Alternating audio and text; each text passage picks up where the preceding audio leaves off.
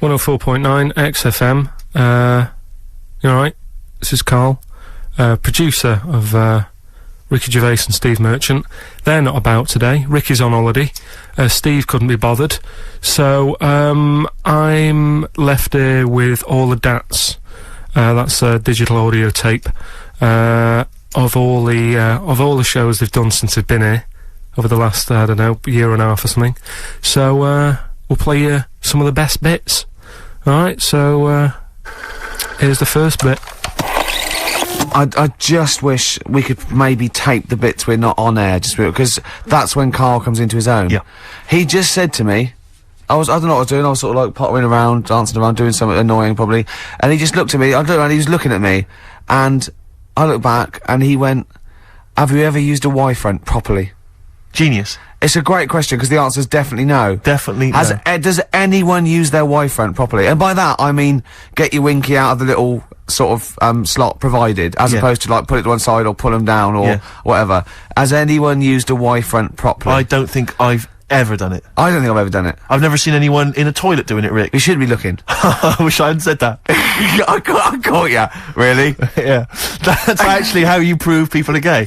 Yeah. You get them into this conversation. Yeah. Yeah, it's a trap. Yeah, it's a trap. It was the trap. Yeah. I'm not gay, by the way. Yeah. You didn't prove I was gay, I double bluffed you. Because I knew the old gay trick. I thought it was the old gay lord say no thing. That is another method. Yeah, there's innumerable methods of doing it. That's how Oscar Wilde was caught. Yeah.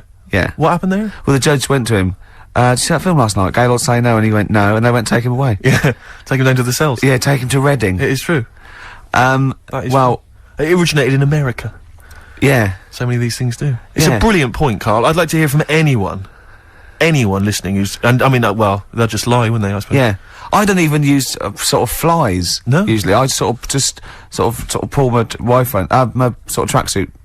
That's why I wear sort of like elasticated waistbands all the time. Exactly. Just sort Speed. of like... Yeah. You got to get in there with the minimum of effort. Yeah, and out. Sure. Often I won't shake. No, oh no. To my detriment, because it often leaks out a little bit later, doesn't it? Ever been out on a date with a girl where it's just trickled down your leg and you wish it hadn't, and you're thinking, what if she gets my trousers off later? She might smell or see it. What? Like what? I don't know. I don't know what I said there. Right. Rick, I had for Christmas something which I think might excite you and interest you, because I know you're obsessed and interested by facts. Yeah. Don't fiddle with the microphone. Well, I was just looking at what it was underneath it. So this is a book, it's just facts and trivia. It's edited by Sir Isaac Asimov, who I think's dead. So I don't know when my parents bought this book. I assume it's sort of from a second-hand shop or something. Right. It's quite long, but I got it for Christmas. I keep meaning to bring it in, because there are... Generally, the facts are quite sensible in here, and I like to think if Isaac's been involved, they're probably substantiated. It's not like, kind of just this nonsense on the web. I think that this is probably... Or up in Greg's the Baker's that Karl gets most of his facts from. The ancient Egyptians trained baboons to wait on tables. Karl, fascinated.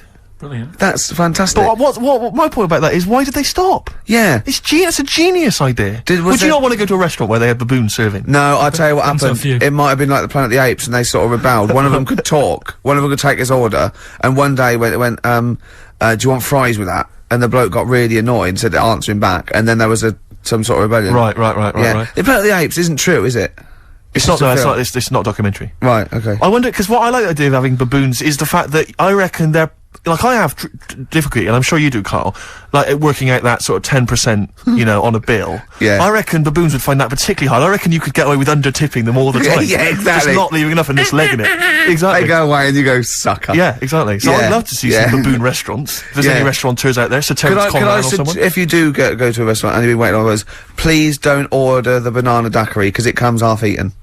They can't help their little selves. They really can't. They're okay with, like, you know, beef and steak and chips and all that. But there's a little bag. I go, do you... Can you imagine that, the baboons serving at waiting tables? It's genius. Just stop to think about that. It's absolutely incredible. Yeah. It's absolutely dynamite. Yeah, that's a See, good zoos fact. would be a lot more popular if there was, like, the canteen and you could go if they were serving tickets to two. Yeah, exactly. One child, okay, go through there. But I think they should do other things, like in the Flintstones, they used to mix cement in that bird's kind of pelican. Yeah. We should start doing that again. Because that also happened in ancient times. Yeah, exactly. According to the Flintstones. Yeah, before they had proper cement mixers, that's what they did. That was how they did it. Definitely. Just animal facts. I remembered one in the week. Go on. There was, do you know them two gay American men who have tigers? Okay, the two gay ones, Those yeah, are go the on. Two possibly gay guys. Yeah, let's not worry about libel law anymore then, or... Yeah, if you go on. shave a tiger's head... Whoa. Right, okay. You've got to treat that sentence with a lot more reverence than you did. Think what you're saying. If you shave a tiger's head... Not just its head, its whole body. Oh, sorry. Sorry, yeah. So I thought you were getting weird. Go on then, yeah, if you shave a tiger, yeah, go on. It's still stripy underneath. The skin's... Is it like rock? It goes all the way through. Yeah. That's amazing. Where did you hear that one? I remembered that, like, I was watching... Was that a drunk just shouting it in the street? I shaved a tiger and it's still stripy. Get out of here. Yeah. Well, you know a polar bear? Polar bear's skin is actually black, and its fur is transparent, not white, and it gives the illusion. So it gets all the radiation possible from the sun, but it's still camouflaged. I didn't understand that, Rick. Sorry, you lost me. If its skin's black, a polar bear's skin is and black, its fur is translucent, and its fur is translucent. So why is it white when we? Well, it's just because the light hits it and the sun reflects off it. Yeah, and it makes it look white. Yeah, so if you look at each individual hair, it's actually translucent. So at night it would be black. Well, everything is. Is it? Yeah. Oh, not bright stuff, Rick. You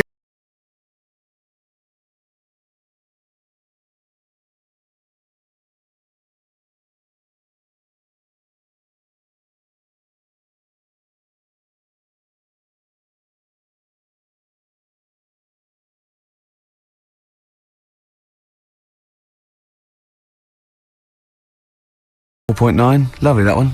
Now, again, I broke the rules in the week. I met up with Karl. I had lunch with him, and we were chatting and having a cup of tea, and it got onto one of Karl's favourite programmes was the Tales of the Unexpected. Ah, of course. And all I can think is that he's probably the only person in Britain where they were unexpected. I mean, to him, when that twist came in, he'd go, "Gee, I can't." Yeah. Oh God! Can't believe so it was the tree that did it. I mean, he was probably the only. And we were telling all these stories of horror, and he liked horror stories. And I told him this story, and I don't know if this had come across the radio, but I told him this story. It was a short. It was a horror short. This was a film you saw, was it? Yeah. And what it was, it started off just there'd been a car crash. You see, it's a horrendous wreck, and you saw it from the point of view of the person in the car, and he was calling for his mate, and he was going, "Dave." And he sort of looked over and saw a body without a head that had been thrown. He goes, "Oh no, Dave." And then into the field of view came Dave, his mate, and looked at him with a look of horror. And then it sort of went black, and you realised that he was just a head, and it had been his body. Oh wow! Right? Yeah. And I said, then it came up at the end, at the executions in the French Revolution. People experience consciousness for and he went, "Oh." No, he said, it wouldn't be for that long. And then he went, if it was a chicken, it would work. Imagine remaking that film, but it's two chickens in horrendous car crash. Their own fault for driving. It would work. No, he wasn't having that. Yeah. No, it was too long. I think he said, "How long was this film?" I went, "Oh no, 5 minutes." He went, "No." It would work if it was a chicken. I like the way that Karl is something like when you relate an incident like that, he's appalled and offended and annoyed by the people that made it, even though he's never seen it. Oh, he's annoyed. Yeah. Do you have a favourite Tales of the Unexpected, one that you remember particularly that shook you up? Yeah, we were talking about the one on where there's some woman in prison. Have you seen that one? No, I can't remember them all. Right. This woman's in prison. Yeah. And she gets a bit friendly with the guy who takes the dead bodies out. Right. And he said, "I can get you out of here." He said, "What you've got to do, right? You've got to, I don't know, at midnight." When you hear the bell toll, that means there's been a dead body. Yeah, there's been a dead body. So what you've got to do is go into like the place where all the dead bodies are. Get in the first coffin on the right, and then I'll come along and carry you out, and you can run away and escape. Yeah. Right. So she goes, "Yeah, all right then." So she hears the bell go. I'll bury you, right? And then I'll come back later and dig you up. Right. Yeah, but that's the point. It doesn't matter. It does matter. Trust me, Karl. It really matters. Listen, I don't know if I'm going to ruin this for people at home. Yeah. Can I just skip to the end? I would imagine that she gets buried and he doesn't come back, and she has to get buried alive. Better than that. So she gets in the coffin, and she's lying there for ages. She's buried. She can feel a bit of movement going on, so she's obviously, you know, being carried somewhere, so she's thinking, this is it, I'm getting out. And, I mean, she's lying there for ages and thinking, why isn't someone coming and lifting the lid off this? Do you know what I mean? Letting me get out.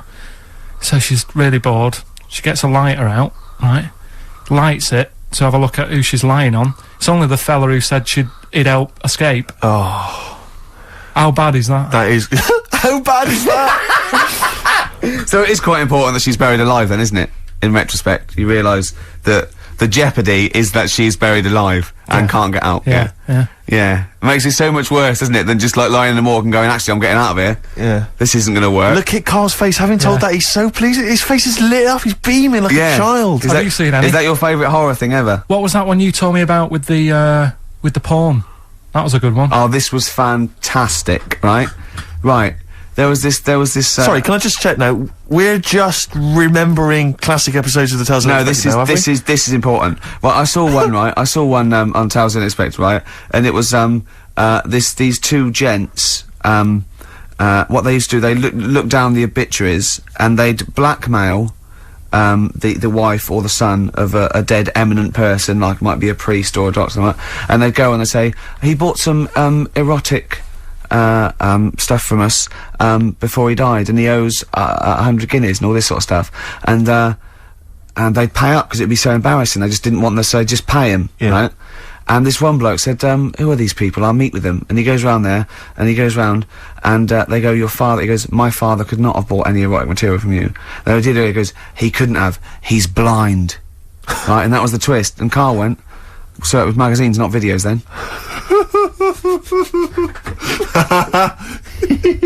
Yeah. Now think about it, Steve. Is that so stupid? Well, presumably it was set in olden times because people, professional pornographers don't tend to call it, you know, erotic material. Yeah. They tend to call it, you know, juicy jugs or whatever. But more than that, I don't understand how a video is going to be any use to a blind person either. I know that you can hear the sound, Karl. Look at him nodding like he's caught me out. Yeah, what sound were you hear? Your meter needs looking at? Yes. Cut. What's then? What's that? Then it's just noises, isn't Occasional it? groans. Yeah. Right. You could listen through the wall at your neighbours. He does. I mean, that's why I save a lot of money. But I thought you were going to point out, Karl, that they could have had a Braille porno. Now, have you thought of that? Look, feel the lumps on that. Exactly. Think about it, Karl. Think about it. You're excited now. Yeah. Your girlfriend's away, Karl. Yeah, the cheese grate has only entered the cupboard. No, she's a good-looking lady. Have you ever been hated to make you cry? But tonight, I'm cleaning out my closet. I'm cleaning out my closet. 104.9 XFM, hello. I'm Karl. Ricky Gervais and Steve aren't here. So we're playing through some of the best bits. I say the best bits. It's the bits I came across first. I mean, I'm not wasting my time. I'm a busy man, you know what I mean? So, here's another bit. What do you make of the first genetically modified baby? Oh. Are you worried about this? Do you know what did they do? What? Let me see what it says here. It says, isn't it just choosing the, you know, eye colour? Well, this is the concern, isn't it? That in the future you'll be able to decide whether it's a boy or a girl, how intelligent it is, what it looks like, is it handsome, is it ugly? Obviously, no one will choose an ugly baby, and so on and so on and so on. And so it means that, you know, where will it lead? Where will it end, Karl? Are you concerned? I've thought about this a lot. What will us three look like in the future if they're being, you know, genetically modified beautiful people? What will we be like? How will we be considered in society? True, yeah. But we've talked about this before, haven't we? About the cloning thing. Yeah. That's a bit weird. Yeah. But I don't think it matters, because at the end of the day, right, you might look like some other kid, but it's the way you're brought up that will change your features and the way you are, you know, your personality. If you lie, you get a long nose, don't you? Well, no, but listen, right, because I remember when we, you know, I was growing up on this estate. This is going to be good. Go on. No, it's not. It's just an example of how this doesn't work. Go on. So we don't need to worry, sort of thing. Sure. Right? Okay. So growing up on this estate, and there was this woman about 4 houses down, right? Who's a bit rough. All right. Didn't fancy her. Oh God, no. right? But she had a Why? baby. Well, tell me about her first. I'm interested in this woman. Why was she? It was a Was very... it like being a man in a dress? I mean, I didn't grow up in a posh house or anything, and I'm not saying that if you live in a bit of a rough house, you're a bad person. What does she look like? But anyone can Tattoos? clean up. Look and like Tony Green with a fag on. They didn't clean up much, right? Oh. Which, even if you've not got a lot of money, you can still try and make Get a place some look jiff. nice. Yeah. Right? But she didn't, and a kid used to take a horse into the house. Sorry. whoa, Yeah. Whoa, Neddy. whoa. Whoa, Neddy. What do you mean a kid used to take a horse into the house? Where did he believe get it, a right? horse? Must have nicked it from somewhere. Must have gone. You seen a horse in it? No. What, is that from outside the saloon round the corner? Yeah, was it just tied up with a bit of leather? Right? And, Oh, that's great. I'd Did been Big out. Jake come looking for it? I'd been out. Oh. Nick, Right, sorry, let me get this. This was before the lynching stopped or after. Where did he get a horse from? What do you mean he must have nicked it? His mum said, where'd you get that from? I bought it. All right then, but keep it out of the kitchen. I don't want you going cattling rustling. Where did he get a horse from, Carl? And how long did he have it for? Was he Until- leading it or riding it? Mum, open the door, I can't I stop! can't stop it. Open the patio door as well. I'll be. Looks like we got us a runaway. What do you mean? I don't know, but the thing is, they couldn't afford to buy one because they're not cheap. So I'm just guessing. Maybe that's wrong of me. But I think... He had a horse. Yeah, right. So That's why the family didn't have any money. They'd spend it on the horse. No, I don't Exactly. think, that's what I'm saying. I don't think they would have bought it. So anyway... Yeah, it's so, wise to whisper, Carl, in case they're listening. Yeah, and They could be in the room next door. It's not buying it, it's keeping it as well. Oh, so I was like in the car with my dad coming into the avenue, and you used to have to drive down it to turn round and, and you know, sort of go back to our house. you had the traditional method of transport. Yeah, And the horse was in the lounge, reading a paper. just like walking around. Oh God! What? And when I was doing, I tried to earn myself some money once by flogging little flowers in plastic cups. What? This is And I went- genius. It just keeps coming. What do you mean you're trying to flog little flowers? What do you mean? Wait.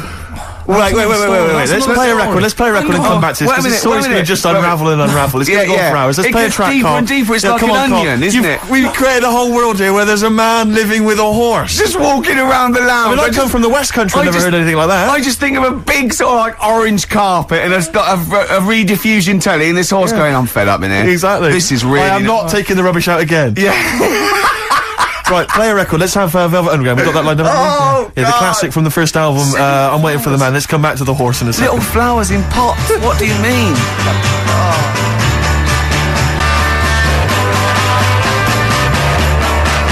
From that classic first album, Velvet Underground and Nico, which apparently peaked at a disappointing 171 in the US charts. Think of that. And that's obviously Lou Reed, the Velvet Underground, and Waiting for the Man. Yeah, great track. So we were talking, we were doing White Van Man, and we got onto We got on to genetically modified babies, but and then somehow Karl started telling a story about someone with a horse, and then he got onto, he was trying to make money selling flowers. Just do the flowers briefly. Well, hang on, I just want to recap slightly. So there was a family, and who had the horse in the family? It was... Because you lived on an estate in Manchester. So didn't you? the mother was a right pig, apparently. I don't know if that's you don't relevant. need to go that far. But But well, what go I'm on. trying to do is like make a picture for you so you understand. What does What she a look picture like? it Who is. did she look like? Bit of a, and no disrespect to her, bit like Pauline Quirk. Quirky, yeah. Alright? Okay, I knew you were going to say that. I knew it was going to be Paul. Did she have any tats? Did she have any tattoos? I've never got that close to her. Okay, all right. So who had the horse? Was this her son or her No, husband? her daughter. Her daughter had stolen a horse, Yeah, from, I don't know where, there was I think there was some stables down the road or something. and they kept the horse in the house with They them. kept it in the house. Did But they didn't get have caught? it for long. No. Sorry, and you said you were in the house one day and you saw the horse No, in what there. happened was, I was, they did this thing at school about raising money for charity, right? For some local charity. And they said you can do anything to raise money, and they came out with all these ideas, and I thought, that's good. What was the charity? But I don't know, I thought, forget the charity. Yeah, that's I'm just a a good charity money making eater. idea. So- You're a charity. So, so I asked my mum for some, because she used to have a lot of flowers around the house. Sure. I said, can I just take some snippings off them? And I'll go and buy some plastic cups. And got some soil out of the garden, planted the bits of plants in them, Yeah. got a tray, Yeah. had about 25 plants on it, selling them for 25 pence each. Excellent. Did you sell any? Yeah, so loads. Did you just cut? You didn't just cut them and stick them in the Yeah, they soil. want to survive. Oh. But I think people sort of thought, well, good on him for trying. But anyway, so I went round to theirs, because I thought their house could do with a bit of colour and stuff. Yeah. So it's a bit rough. So as I went... The horse went, thank God for that breakfast. They've been feeding me kitty cat. So I got up to the door, and they opened the door, and it was one of them houses where no carpet. Yeah, a horse in the living room. You know. We've all been there. And the horse was walking around the living room. Oh. I looked quite happy and everything, because I always say that about animals. Black Beauty right? was on. Yeah. Well, think about it, right? If you were a horse, where would you rather be? In a little wooden hut with a load of hay, or in like a house with a Central heating. 3-piece suite and Sure. a telly and that? Telling you that! No, but I was saying this the other day, And an Atari. right? I was walking through London the Commodore other day, 64, Yeah. rubbish. Exactly. walking through London with Suzanne, right? Yeah. And you know, like homeless people always have dogs. And Yeah. she said, "Oh, I hope she looks after it." I said, that dog is happier than most dogs. Right. Because people always walk past and give it a pat on the head. Yeah. It's with its owner all the time. Yeah. It's out in the open. It's not locked up in a house. Yeah. It doesn't You know what I eat, mean? but other than that... No, it does eat though. They're always all right. So that's what I was saying. I think this horse was doing all right for itself. Do you know what I mean? Well, not many horses have got their own house. Exactly. For a start, yeah. But anyway, that's That's what by we the were talking by. about. Yeah. So anyway, this family, who's a bit what we were talking about. It was about cloning. Genetically modified kids Yeah. and all that Yeah. stuff, yeah. Right, now what I'm saying is, you could say, you know, right, Steve, you could have a baby, right? And Ricky could see it and say, God, I want one that looks like that, Yeah. right? It could happen, Rick. So, Come on, work with him. so you take it to the doctors, and I don't know what they do, they inject it with something or whatever, Yep, that's how it's done. Yeah. and get a little baby, and there it is, it looks the same. Now the thing is, you separate, you both go off and do your own things, Yep. right? Now, you look at Stephen, you look after your baby, Yeah. you treat it well, you give it good food and I'm that, a good dad. all the vitamins and stuff. Yeah. Ricky just gives it cheese, right? So then it changes its looks. It goes a bit fat, you know. It gets tired easily, and that sort of thing. Now, when this family, Why am I just feeding a baby cheese? right? This family who had a horse in their house. Yeah. They had a little baby, and my mum went round and said, "You're not going to believe this, but it's a beautiful looking baby, right?" Yeah. And I was like, well, you know. And the weird thing is, it was a good-looking kid, but as time went on, they didn't really look after it. And I'm not saying, like, abusing it, but it used to run around, it used to play out till, like, 10 at night. Yeah. It used to chase cars. Right. It was a bit... Did it have hooves? Yeah, no. Chase cars! Right. What sort of kid chases cars? Oh, God. No. Was it called Rover? Did it catch stick? It's Liam, it was called, right? Right. Now, the weird thing is, it was a good-looking kid, but as time went on, and all that, like, not eating properly and its hair was all patchy... It's not Liam Gallagher, is it? and chasing cars and that, and it became an ugly kid. It's definitely Liam Gallagher. And that's what I'm saying, right? You can clone all you like, but at the end of the day, it's Yeah. how you brought up. Brilliant. Wow. Whoa. Life. Wow. That was a hell of a point. Oh, God. But am I right? Oh, you're always right, Carl.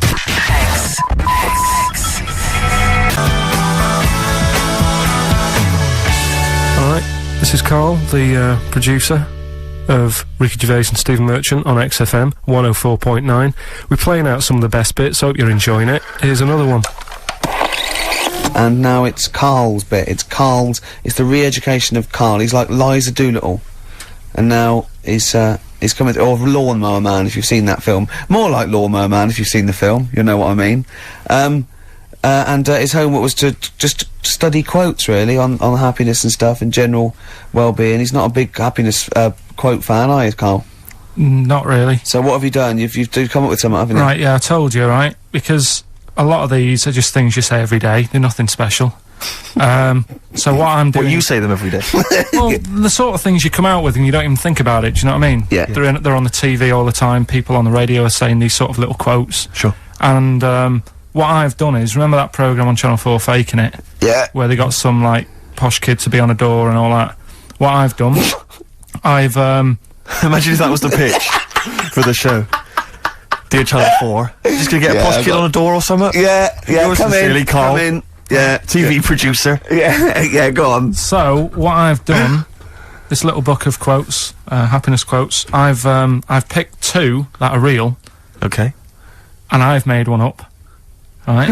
And we've got to guess. And you've got to guess. Okay, then, one it is. go on Well, I'll tell you what, Rick, why don't we, when we've heard them, we won't confer. No. You'll write down yours, Yeah. A, B or C, and I'll Yeah. write down mine and we'll Sure. see how it Okay, works. Carl, off you go. Right, and just because I'm looking at this book, it doesn't mean I'm actually reading. No, I know, Don't no, worry, I know. we're clever. No, we know, we can't see, Don't, like, yeah. call my bluff. Yeah, go on Okay. then. Nothing is worth more than this day. Okay. Yeah, Yeah? Alright. yeah. The way I see it,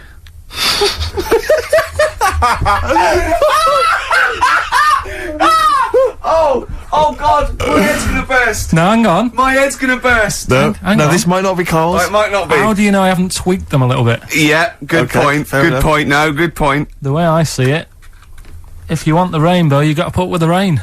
Yeah, okay. All right. Alright, yeah. Okay. Hang on. Yeah.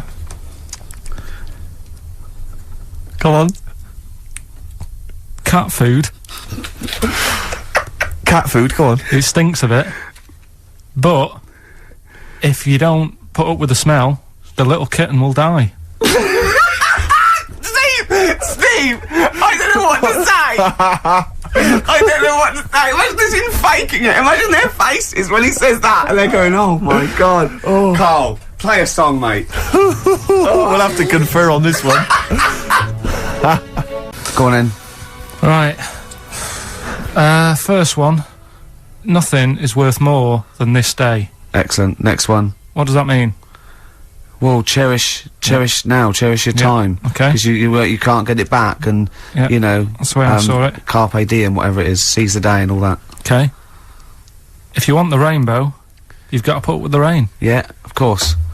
Yeah, rough with the smooth. You know, it's not all plain sailing, but you know, rainbow's beautiful, but it comes because of the rain, which you might not like. So Yeah. make the most of everything, and yeah. Good. Cat food doesn't smell good, but if you don't put up with it, then the little kitten will die. Right, now, Carl, that is a good effort. Now, that one's yours.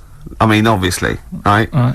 Right, no, but it's a good effort, right? I mean, it slipped seamlessly into the others. Yeah. Don't think it didn't. No, but it's good. I mean, we knew it was that one. But what I will say is, it's good. But what you don't know, maybe subconsciously, is, I mean, it's very similar to the putting up with the rain and the rainbow. But that's good. Why do you think that? Well, What does mine mean? well, even though it smells bad, it's good for something. Right. So See, that's I didn't look at it like that. What do you look at that? I kind of thought. Was yours more specifically about cat food, generally? Because you know, normally it's an analogy. Yeah, or a metaphor for something, you know, much bigger. Well, no. The way I I mean, looked at it- Dolly Parton, who I think did the rain thing, she wasn't specifically concerned about weather conditions. No. It was a sort of general idea. It's all about life. Yeah. Yeah, Well, that's what I've done. Go on, Okay. what- I've used an everyday thing yeah, and put it with today's problems. Right. Go on. So, like, my girlfriend, yeah, she might like to go shopping for clothes. I hate it, right. but because I love her, I put up with it. Ah, that's nice. Yeah. Yeah. So you love that little kitten. You can't stand the smell of the stuff you got to feed it, but because you love it, you go, well, you know, I'll put up with this just for a few minutes, and then I can like squeeze its head later and give it a little. Sorry. Squeeze its little head. Yeah, well, that's just the thing that I do with cats. Put it in a bag and drown it in a lake. I can feed it and then I can throw it against the wall. Exactly. So you didn't see it like that, did you? No, that's very good. So it's about love, is it? It's about putting up with the bad things Yeah. for something you love. Yeah. Well, that's nice. But that's very Carl, good. you seem now to be convinced and rather smug that you've tricked us and that you've fooled us and that we didn't understand it. Well, Well, no- I say that's your fault, not ours. No, it's not though. I mean, look, that man in Forrest Gump, he was a bit of a nutter. And he came up with the life is a box of chocolates thing. Yeah. Now, if that was in this book, you say, oh yeah, brilliant, you know, good bit of work. But if he was sat here doing the show with you, Yeah. you'd be taking the mickey out of him. Sometimes I feel he is. No, but Carl, I could. In fact, if people are out there, we're too lazy. Could you write down everything Carl's ever said? Because I think we could publish that. Yeah. He said one today. He saw my salamander. It's not a euphemism. He saw my salamander, and it's just sitting there in the tank. Your exotic pet. Yeah, and he's worried about there not being a lid on. And he said, I went, what are we worried about? He said, wow. He said it sits there for 24 hours a day obviously planning to get out. Well, he's got nothing else on its mind, and it's the daft thing is he has actually got the lid ripped up a little bit. And he'll be looking up there. Yeah. And it's going to get out. But what's the worst that could happen? What's Carl? it thinking? What do you think it's thinking, this salamander? It's got its eye on the DVD player. I can have Ian be down the market.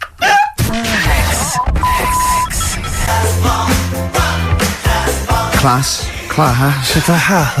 Rock the Casbah. I love the fact you had at least 3 minutes to get that right. I know. Prepare and get that right. I know, but my mouth was full of Maryland cookies. Yeah. You know, last week, and this would blow your mind. He came in, do you know what he'd bought? For himself, about 10 penguins. Who buys penguins still? I know. Or wagon wheels. Oh, I've never liked wagon wheels. Have you not been a fan? No, but I was sorry about that. It's The Clash and Rock the Casbah. Talking about records, have I told you that time my brother-in-law, he was moving out of his place, and I think moving in with my sister, and I was about, like, I don't know, 13, and so he was about, 30, and I moved in, and he brought round all, his records when he was storage to leave them at our house. Right, and he had all these old sort of records, 50s and 60s records, no, I was right, and they, put them upstairs, and I was looking through them, and, it's just all like Elvis stuff and Beatles stuff, and there was a mate of mine who loved Elvis, okay, and he had, loads of chemicals, yeah, he had loads of chemicals, and I was into chemistry, and, he said, let's swap me some chemicals for them, so I sort of nicked about 5 Elvis singles, and I got all these chemicals, and then the guilt just hit me. I just thought, well, he's going to notice that, and one night I just came downstairs and I confessed to my mum, and she went, all right, well, I won't tell him, but you've got to be good. And it's sort of like I was just really, really good for a year. And then I remember when I was about 18, my brother was talking about it, and he said, did you ever play those records I left for you? Brilliant. He told my mum, he said, these are for Ricky. She just didn't tell me. She was sharp, wasn't she? She used opportunism there. Oh, that's genius. And that was it. That's why I was good. But you've never stolen anything since, have you? No, I don't. Except that spate of shoplifting after that to teach your mum a lesson. yeah. Well, I went round and arson. No, I did. I just couldn't believe it. It was terrible. I remember. I think all kids go through a phase of shoplifting. Well, and when I was going through it, I used to just little things, just like magic markers and magazines, Mars bars, that sort of thing. Yeah. And one day, right, that my mate Anthony, his mum called up my mum and said, I've got to meet up with you. I've got to have a word with you. And she said, what about? She said, I don't want to talk about it over the phone. So she goes, oh right, well, yeah, come round tonight then. So anyway, my mum sees me, she don't want to be in an awkward position and, like, be a bit embarrassed and what have you, so she sees me and she goes, right, Anthony's mum's coming round, what have you been doing? Yeah. So I go, oh God, I said, I've been nicking stuff. So she goes, like what? So, not big stuff, I've had a few calculators and Mars bars and stuff. How many? I'll just work it out, hold on. Works out at 7.2 per day. So, how many calculators do you need? So, anyway, so it was when that phase... You failed maths, didn't you? Everyone wanted a calculator, it was like a trendy thing, wasn't it? Right, Oh yeah, in Manchester a couple of years ago, yeah. So, anyway, so I told her all this and I confessed to, like... Computers will make it there one day. I confessed to There's magic in the back of battery. Go on. confessed to nicking all this stuff. She comes round, she only wanted to borrow some money. Brilliant. She said, oh, I don't like asking, I was a bit embarrassed to ask you over the phone, but can I borrow 20 quid? Oh, that's fantastic. And there's me. Bloody... That's great. And it's similar sort of thing to yours. And did you... And he went, hold on, Mum, let's just work out the interest on that. I bank 10%. She'll owe you £4.40.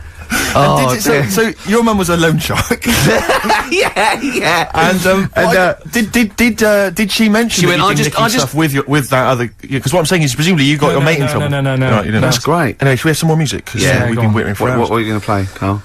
We've got the Cooper Temple Clause Oh, lined up. brilliant.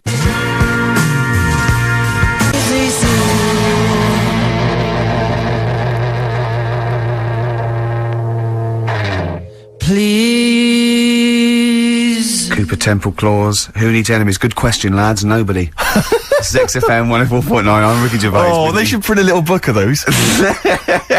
They're great. Oh, how you can relate any song or artist to anything else. Easy, Joyful. easy. Well, yeah. So me and Karl went out for a beer, and it was great, wasn't it? Yeah, I enjoyed myself. We started yeah, off, good. and you met my mate Robin, didn't you? Yeah. And some of the stories. Do you want to tell Steve some things about Robin that you Robin, learned? do you know him well? Yes. Well, do you know about his worm problem as a kid? Go on. Right. He, what I can remember is he had worms as a kid. Not sure how you get him. He never answered me. He was getting a bit touchy about it. 'Cause Right. this is like the second time I met him. I think he was a bit annoyed that Ricky told me about his problem. What Yes. now? Now, straight away, you not being there, instinctively, what do you think went on with this story about worms? My suspicion Yeah. is rather like when you told a group of people that Robin had once suckled milk from a cow's udder. Yeah. He told me that. Yeah, did he mention that as well? Yeah. Yeah. My suspicion is that, like the cow story, the worm story is not true. But And why, Robin- why would he get so sort of uppity about it? Well, Because it's not true. imagine if that wasn't the first time he'd done it. Imagine if he did that every single time he was with somebody for the first time and Robin was just met them. He will tell that story to anyone. But they do say there's no smoke without fire. Oh, Robin! I also told him that the way Robin cured these worms Yep. was because the doctor told his mother, right, to hold a piece of ham or cheese near Robin's anus so the worms would come out for the food, and he believed it. I'll tell you why, though. I said to Robin used to sit on spam to try and get the worms out, and he believed it. But Steve, right, do you remember that story about 3 or 4 years ago where there was some bloke in the army? He went away to somewhere, Vietnam or whatever. He was messing about in the woods. Messing about in the woods. Shouldn't he have been fighting? Yeah. Right, and he walked through some lake, and I think he'd cut his toe or something on something, and some worm of some sort crawled in the gash. Yeah. And it was in his body, and the doctor said, we've got to get this out of your body. So what they did was, they said, right, the thinnest part or something of your body that things can crawl through is on the top of your head. So they wrapped Where some the skull is. so they wrapped some bacon. No, they didn't! They did. Because that's that right. thing. So Everyone, he's gone in via the toe. So what we do is, I'll tell you what, that worm's probably heading straight for the head. We'll put a bit of bacon on it. The thinnest part of the body is the skull. Of course it's not the thinnest part of the body. It's where your brain case is, isn't it? It's the skull. there was a reason for it, and it was like they stuck some bacon on his head. And As ever, the vital piece of information, i.e. the reason, Karl seems to have forgotten. because the worm was in his body, and they said everyone likes the smell of bacon. Including even a worms. worm. Again- Even a Vietnamese lake worm. They Oh, they love Remember bacon. Remember last week when I said about the little fella with the bone with no brain, and you were proved wrong? No, Please. no. We were saying it wasn't a little fella. We were saying it was a stillborn child. It wasn't a little You're fella. changing it now. You weren't having any of it last Right, week. hang on a minute. I'm getting confused. There was a Vietnamese snake that went inside of a No, soldier. worm. A little, like, maggot or some sort that you have to get out of your body because it causes problems. Yes, and so in order to get it out of the He runs body, amok. they strapped bacon to his head. Yeah. That is great. This doctor. And did that work? I think so. They had a picture of him smiling. Oh, God, what, the worm or the bloke? The bloke. Oh, dear. Honestly, I hope someone knows the story. And Right. it was about 3 years ago, I reckon. Okay. And, yeah, it did work. GI bacon. So this is why when And so what, the worm burrowed out of his head to get the bacon? get to the bacon. Right. That's great. So I love that. this is why when Robin was telling his story, I was a little bit disappointed if it wasn't true. Right. Because in a way, You know Robin's never been to Vietnam. No, but what do you really think that Robin, well, as Robin said at the time, Karl, why would I sit on ham, then tell Ricky Gervais? It's a very good point. because if he was a kid, you do daft things like that as a kid. Right. See He what is I the mean? telling Ricky Gervais, though. Yeah. And then, Yeah, oh, bless him. Okay. And then anyway, then Robin left, and I tried to chase him, but he got away. And he knows that yeah. And then we had a few pints, and then Karl embarked on some of the greatest stories ever told. Can you tell the story about your dad? Let me run it. I haven't spoke to him all week, so let me run it by him. Okay, play records. Because What we got? we've got one of Steve's Yeah, well, tunes. bizarrely enough, this comes from the Teachers 2 soundtrack, the soundtrack to the current TV series. There's a slight whiff of nepotism in the air. Yeah. Rick, would you like to explain why? Well, that's why you're doing it. No, my girlfriend worked on it. But Yeah. you were going to play this anyway, weren't you? Well, I was actually. Bizarrely enough, I was going to play some I Am Clute, and this is from, as I say, the Teachers soundtrack. And this is called To You. It's a good track. That's I Am Clute, and a track called To You from the Teachers soundtrack. That's also got, I noticed the Electric Soft Parade, The Hives, Star Sailor, Feeder, Turin Breaks, Mercury Rev on there. It's a good little collection. Lovely. Karl has just had confirmation. He's looking smug because someone phoned up and went, "It is true. It's a Laogai chi worm, and you wrap bacon around your head." That's all the bloke knew as well. Yeah. And his name was Gary. Yeah. So I'm not having it. No.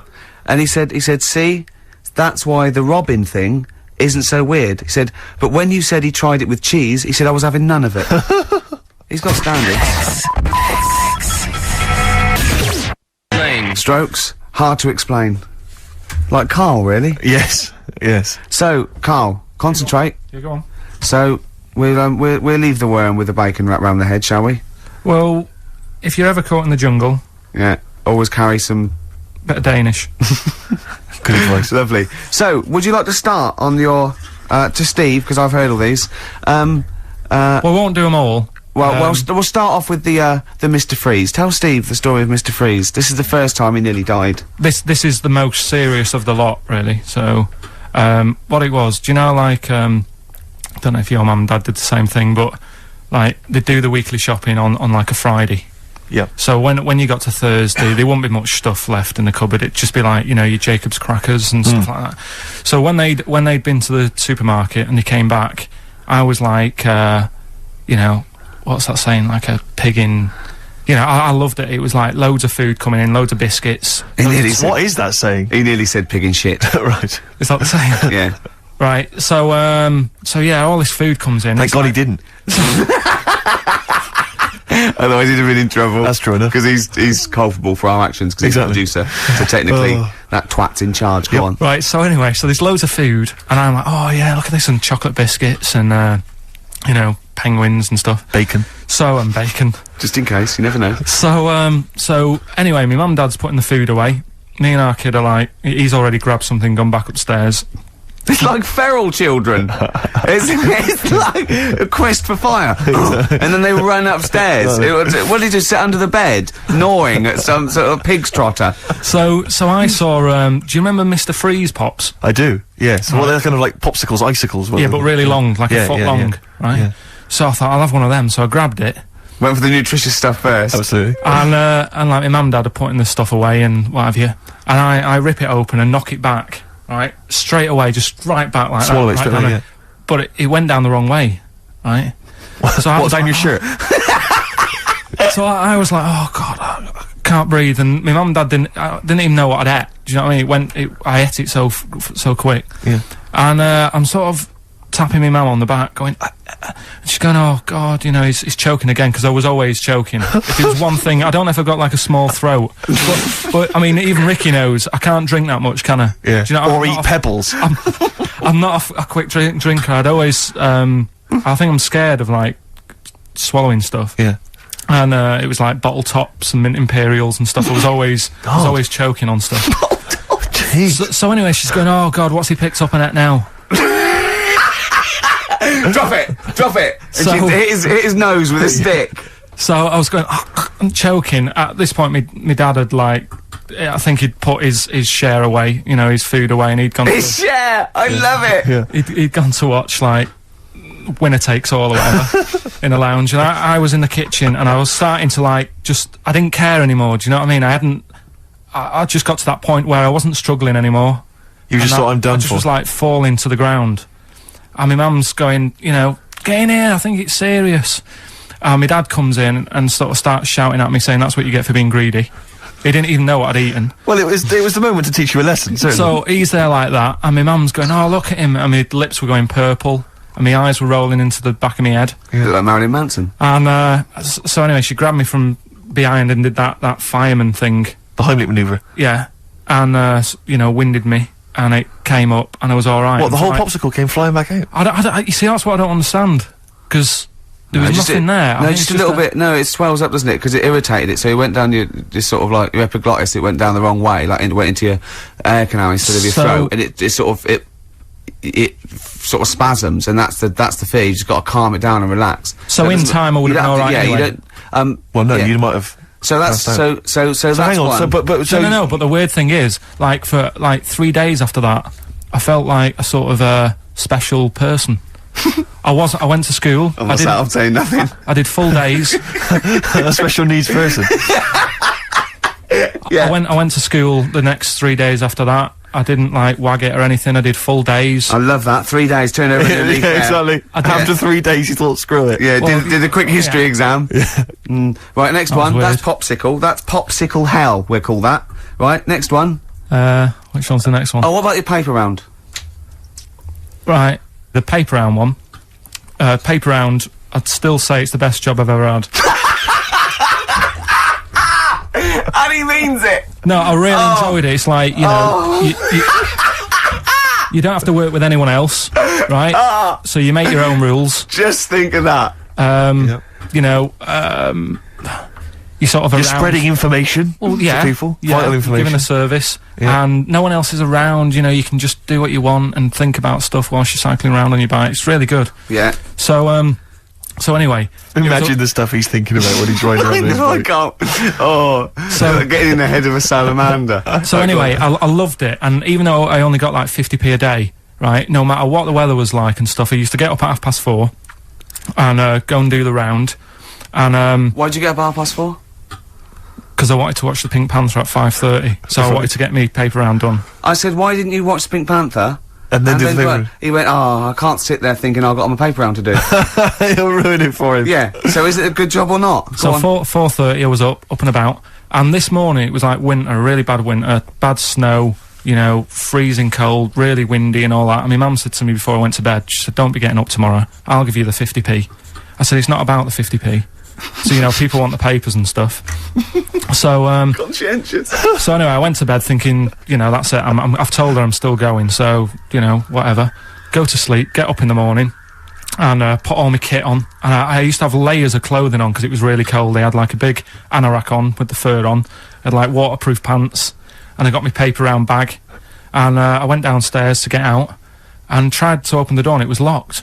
I thought, oh, God. So she'd locked it so I couldn't go out. So I'm searching around the house looking for the keys. She must have hid them somewhere. I thought, oh, God, you know, I've got the papers to do. So I thought, how can I get out? So I went upstairs, climbed out of the bathroom window. God. Right, and to try and jump out of the bathroom window onto the porch. But the problem was, I had so much gear on, I was like the Michelin Man. So I could hardly move as it is. Yeah. And I'm trying to get out the window, and I'm like, trying to stretch down like that, get my foot on the porch, and my bag got caught on like the hook of, do you know, like how you have a hook so you can put the window open? Right, yeah, The little arm goes on. My bag had got caught on that. I was holding onto the wall and my foot on the thing, so I couldn't sort of pull it away in case I pulled it away and then fell on my head. Yeah. So I'm stuck there, Dangling. My dad comes back from working nights. Yeah. He thinks I'm a burglar. Gets out his gun. So he's shouting and stuff, going mad and going, Dad, it's me. And he had to give us a hand using a... He's heard that wily trick in Manchester before. He had to help me using a washing prop thing, a big stick. What did he do? Well, he said, just hold on for your dear life, and I'll sort of push the paper bag off the hook. Why didn't he go upstairs and sort it out? It was at that point where I was in the middle, there was nothing you could do, do you know what I mean? It's at that point where you've just got to make a decision. Yeah. And by the time you got upstairs, who knows what might have happened. Sure. Do you know what I mean? You've got to act there and then, no messing around. Yeah. So And you could hear downstairs, now here he is, the Pink Panther. Yeah. Dad! Hurry up! Panther, ever so pink. Oh. so that was close to death, because I must have been about 30 foot in the air. So, to cut a long story short, he gave me about 4 or 5 near-death experiences, and he went, and the whole point of this, he went, so that's why I think I'm going to die of something horrible, like cancer. And I went, why? He went, right, you ready for this? Yeah. He said, well, I don't check my balls. Wait. He said, I don't like the feel. Karl, always check your balls. Do you I check don't like the yours? feel. Why don't you like the feel of your own balls? They just... I mean, you know that I don't like bodies anyway. Right. Do you know what I mean? It worries me a bit that you've got all that going on in your body, right, and your skin's keeping it all in place. Stop. We're going down a whole other avenue of discussion. Let's play a track, let's come back to it.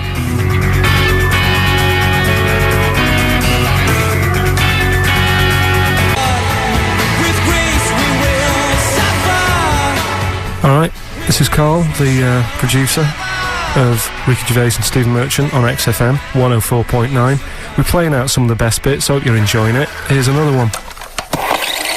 His homework was to come up with those stupid lateral thinking problems. We maybe should give an example of the Romeo and Juliet, right? Romeo's asleep on the bed, Juliet's on the floor covered in water and broken glass. What happened?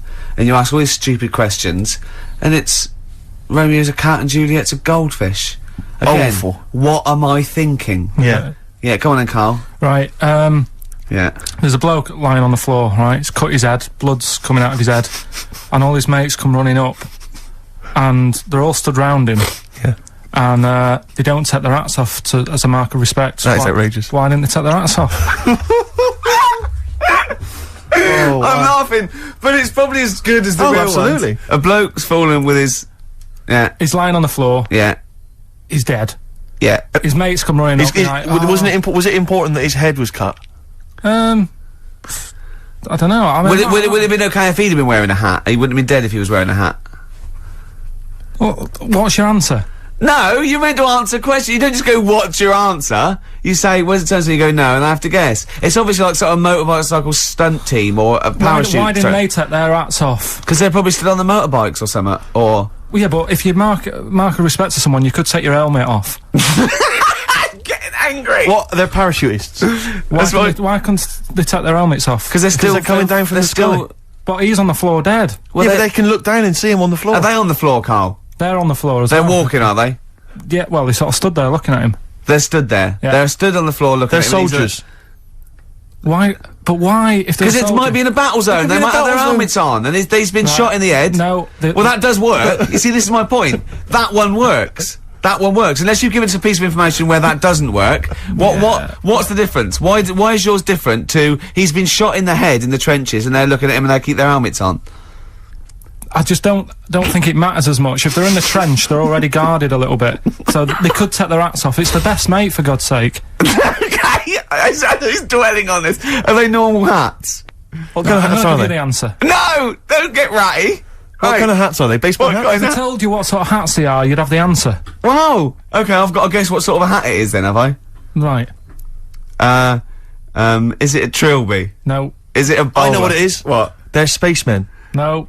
Oh, that's a good That one. one works as well. This is my point. I like that one a lot. It works. He's fallen on the moon, and not that the moon happened, it was set up, wasn't it, in the studio, we know that, yeah. Okay, Karl, what's your answer? Builders on a building site. Why is that different to soldiers? Because bricks don't fall in wars. But bullets fly! Right. Let's play a record and we'll come back to it, Karl, while you think about what you've done. Oh, yeah. You've embarrassed Let's play yourself. some classic Suede. Yeah, and this is for David and Kieran, I think, who wanted a bit of Butler. XFM 104.9, I'm Ricky Gervais, with me Steve Merchant, Karl Pilkington. Steve. Well, we were talking about the news just now, and there was a story I heard in the week. I think it was on the radio, and I don't know all the details. But what I heard was that a number of, I think it was Falkland, maybe Gulf War veterans, were, I think, suing or complaining to the government because they wanted compensation for post-traumatic stress disorder. Now, I don't know all the ins and outs of it, but it seems to me that if you're in the army and you're a soldier, a certain degree of trauma is kind of inevitable. I mean, after all, if you're any good at your job, you are going to see people getting killed. So I don't understand what the ins and outs of it are. I don't know why. No, he already came back and Tony Blair met him and go, alright, well, not really, no. Go on, what's the matter? Well, there was people shooting at us and everything, it was all muddy. Well, calm down, don't cry. Well, I will. There was a drill sergeant just kept shouting, saying, "Look at you, stupid boy! Where's this he's gun's got a not clean?" train, And I hasn't just he? cleaned the gun, and it was fine. And now he's telling me to clean it again. Yeah, the boots, they were shiny. fine, he was Well, he's showing. got to do that. It's more His discipline. neck was as big as his head. Well, yeah, but you don't know what they, I don't know what the ins and outs of it are, but what you got to do is make sure you know what you're going into. That's what I do. You got to check the small print. So if I was, going over to like the Falklands or the Gulf, I'd put man and go, will it be horrible? And I go, you at the back, yes. Will it be horrible? It will be horrible. Yes, it will be horrible. There will be shooting and lots of death and everything. I go, right. I'm not going to go. And they go, Exactly. okay then. Okay. that should be fine. Yeah. Should be fine. Yeah, just like that. Is anyone else scared about this? Pretty much all of us. Okay, then we won't send anyone then. Exactly. My brother went into the army, right? Because he couldn't get a normal job, and my dad said, if you don't get a job by such a date, that's it, son. You're going in the army. And, so when was the Falklands? Was it about 81? Right? And he joined back in like 81 or something. And he I don't know, he was in Aldershot or something. Oh yeah. And he wrote back to my mum saying, a bad time to join, bad time in this. So she wrote. What bad time to join? That's so sweet, Carl, isn't it? That's like, dear Dad. Yeah, well done. Don't know if you've noticed. Yeah. I was on the dole, that's for sure. Thank you for joining. A month before the Belgrano. Anyway, go on. My mum called up, spoke to the sergeant, and said, "Can you leave him out of this one? Can you leave him out of this one? What, the Falkland War? He's only just joined," and she called him Chuck, which he got done for. Like, she's one of them, I think it's a northern thing, like saying, "How are you, Chuck?" Yeah. And she called the sergeant Chuck, and the sergeant said to, like, my brother, "Your mum, she's called up and asked if you can not go," which, of course, we'll see how it goes. But can you tell What her? do you mean? Why did the sergeant even entertain this? Well, Pilkington, come here. Your mum's been giving me a bit of earache. Now listen, tell her I've told you, but can you call her, because she called me Chuck and everything. Can you call her and say you don't mind? Well, not really. Oh, please, because I've promised her say you want to go. No, please, say you want to go. Why was he entertaining this phone call? because he was new to the army, I suppose. Who? No, I mean the you're right. sergeant. I don't know, maybe they do that. So what happened? He didn't go in the end? So he didn't go, no. You can't. But that's ludicrous. I love it. We went over the top. Pilkington, I've got a note. Yeah. Is this really your mum? Yeah. Okay. No, this seems to be in order. Because I noticed it says, I do not want to go into the army. I don't want to go and fight, and it's crossed out and it's good. My mum says don't. Yeah. Go. Now you didn't write this yourself. No, did you, no, my mum Pilkington? wrote this. Okay. You definitely wrote this yourself. Your excuse. You're going to have to fill envelopes. No, I'm sure if he was needed, he would have had to go, but I think they made a bit of a special effort. They sort of said, oh. Well, it wasn't conscription anyway. Oh no, I was But were the other soldiers going around just going? Pilkington. No, he ended up being a mechanic in there, and he got kicked out for going for a packet of fags in a tank. What? Now wait a minute. Do you mean he nipped down the shops Yeah. in a tank? Yeah. I don't believe that, Karl. You've made Honest that to up. God. That, and he went off with the sergeant's wife. So that didn't help, and he ended up getting kicked out. Sorry, your brother's a genius. I love this. First of all, he gets a call from his mum, go and let him up, and he goes, oh God. Then he goes, where's Pilkington? His mum's on the phone. Where is he? He's near your house, Sergeant. Near my house? Well, why is... No reason. Well, when he comes back, when he's finished, tell him his mum called. And can he get me a packet of fags? Tell him to walk this time. This is ludicrous. So the sergeant found out that he was sleeping with his wife? Yeah, I don't know. I mean, Did your mum phone up and say, let him off? Let him off this time. Can he... Yeah. That's fantastic. But he misses it. I mean, I haven't seen him for about 11 years. But ever since he came out, he's just kept getting into trouble and that. And the army, people slag it off. But I think if you're a certain type of person, it's good for It you. didn't straight him out, did it? No. He was going down the shops in a tank, he was shagging someone No, behind but their back. it's Yeah. really weird. It's like back then, he was like a proper adult, and he had a house, and he collected crystal with his wife and that. And now, he hasn't got any of that. Has he got the wife? No, Has he got the crystal? don't think he has. And he hasn't got the I house. seriously haven't seen him for about 11 or 12 years. Oh, so I haven't even spoken to him. Carl's stories always start off nice and funny, and then they just leave me empty and slightly depressed. I don't know whether to hug him or shoot him, put him out of his misery. Can we take Carl to the... phone in if you think I should take Carl to the vet and have him put down, because it's just too stressful. This is what I'd like to leave you with, a song for the ladies. Start This on the Edge of Town from the amazing album of the same name, Springsteen. See you next week. Bye.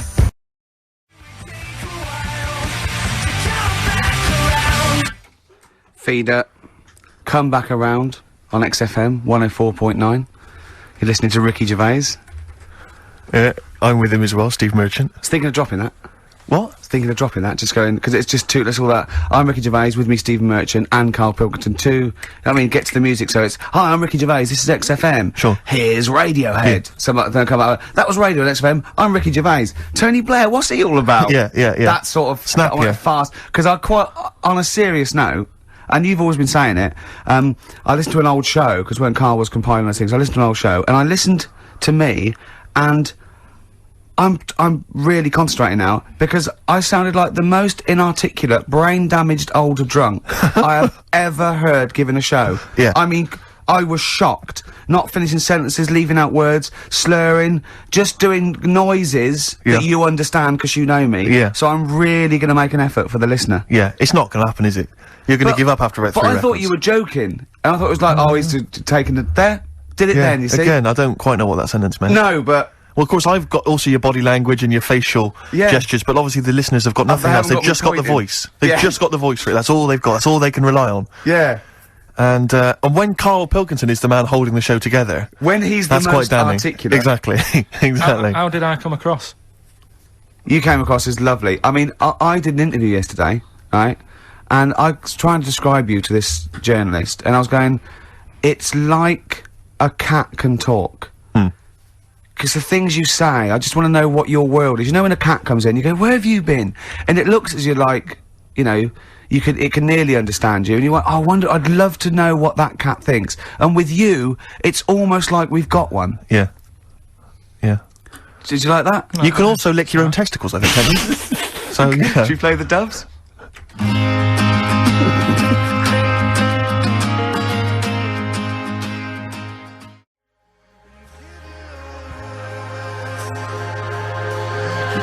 Doves, Caught by the River on XFM 104.9. You're listening to Ricky Gervais. Welcome. I hope you're having a lovely Saturday. Were you asked to appear on Celebrity Fat Club? No, no. Was there any? Was there? Seriously, did an invite come No, in? I don't think they did. I knew about it and I was waiting for the call and I was going to be insulted, but it didn't come. Didn't come. It didn't How come. much are you looking forward to it? I'm quite excited about it. I really am am excited to it, yeah. I don't know if people know. Are you aware of this, Karl? This is this Celebrity Fat Club. It's a new, one of those reality shows. It's 10 celebrities, I think. They're all overweight, and they've got to lose weight over the course of the series. And they're celebrities. And they're celebrities. That's why they've called it that. Celebrity Fat Club. So who've they got? Well, I'm very excited because one of them is, you know, that guy who was in Pop Idol but didn't win in the end, that really big fat guy, Rick Waller, Fats Waller, as I call him. And I was reading about him on the web earlier. It says he's been told to lose 17 stone because they reckon he might be dead by the age of 40 if he doesn't lose weight. Seriously. How old is he now? I don't know how old he is. He's only in his 20s, isn't he? Well, that's still a good But 20 years of cake eating. it says he was shocked to find he weighed 31 stone when he stepped on the scales at the start of the show. 31 stone. 31 stone. But I love That's the fact. really big. I like the fact it says he was shocked to find he weighed it. Yeah. I had no inclination. I kept my eye off the ball. There, didn't I? Exactly. That must be all those breakfasts. I haven't stood on the scales for years, and I didn't know how much I weighed. Rick told the Sun. 31 stone, right?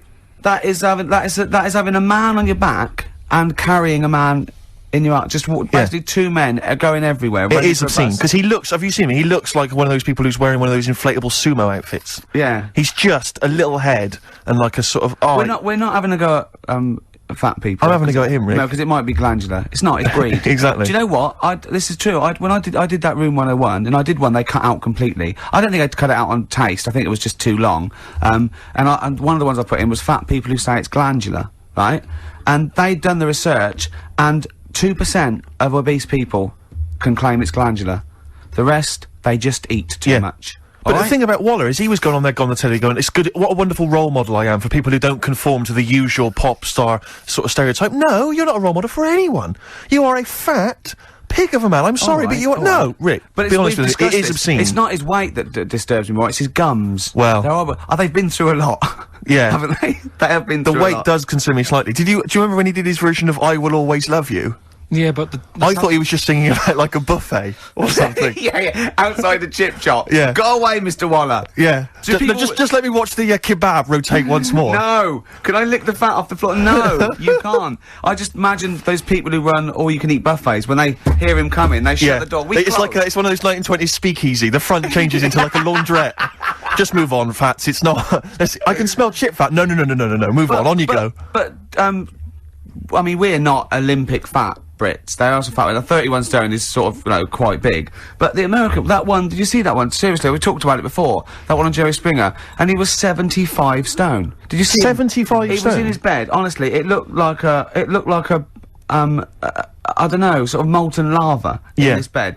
And it was actually sad, and I was really sad, because he was, he was in tears, and he was going, this is it, I'm gonna do it. And Jerry Springer took the wall down, and they got him, to get him in a special ambulance and everything. But my point is this, right? When he got to say 50 stones, didn't he go, that's a lot, innit? I gotta be careful. For a human. Exactly. For someone that lives on land. Yeah. That is, exactly. that is, I'll tell you, the fact is they have to have special weighing equipment, so wasn't that a clue? That must have been. The fact they had to get in someone from next door to lift up a bit to tell him how much he weighed. Yeah, the fact that he featured on the Ordnance Survey map should have been a clue. That We've given you your own man. Yeah, you are, yeah. Stop Eating. Oh,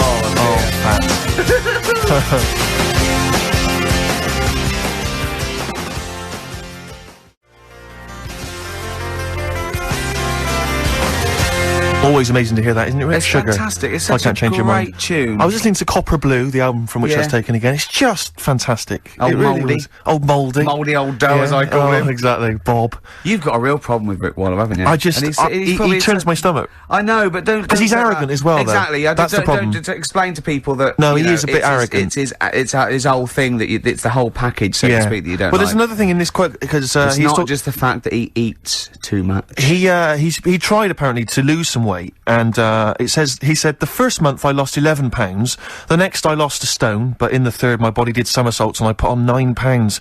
I had a slip up. I can't say when, why or how, but it just sneaked up on me. Yeah. I don't believe it. Yeah. Don't believe it just sneaked up on That him. body's never done a somersault in its life. No, it just sneaked up on him. Me, yeah.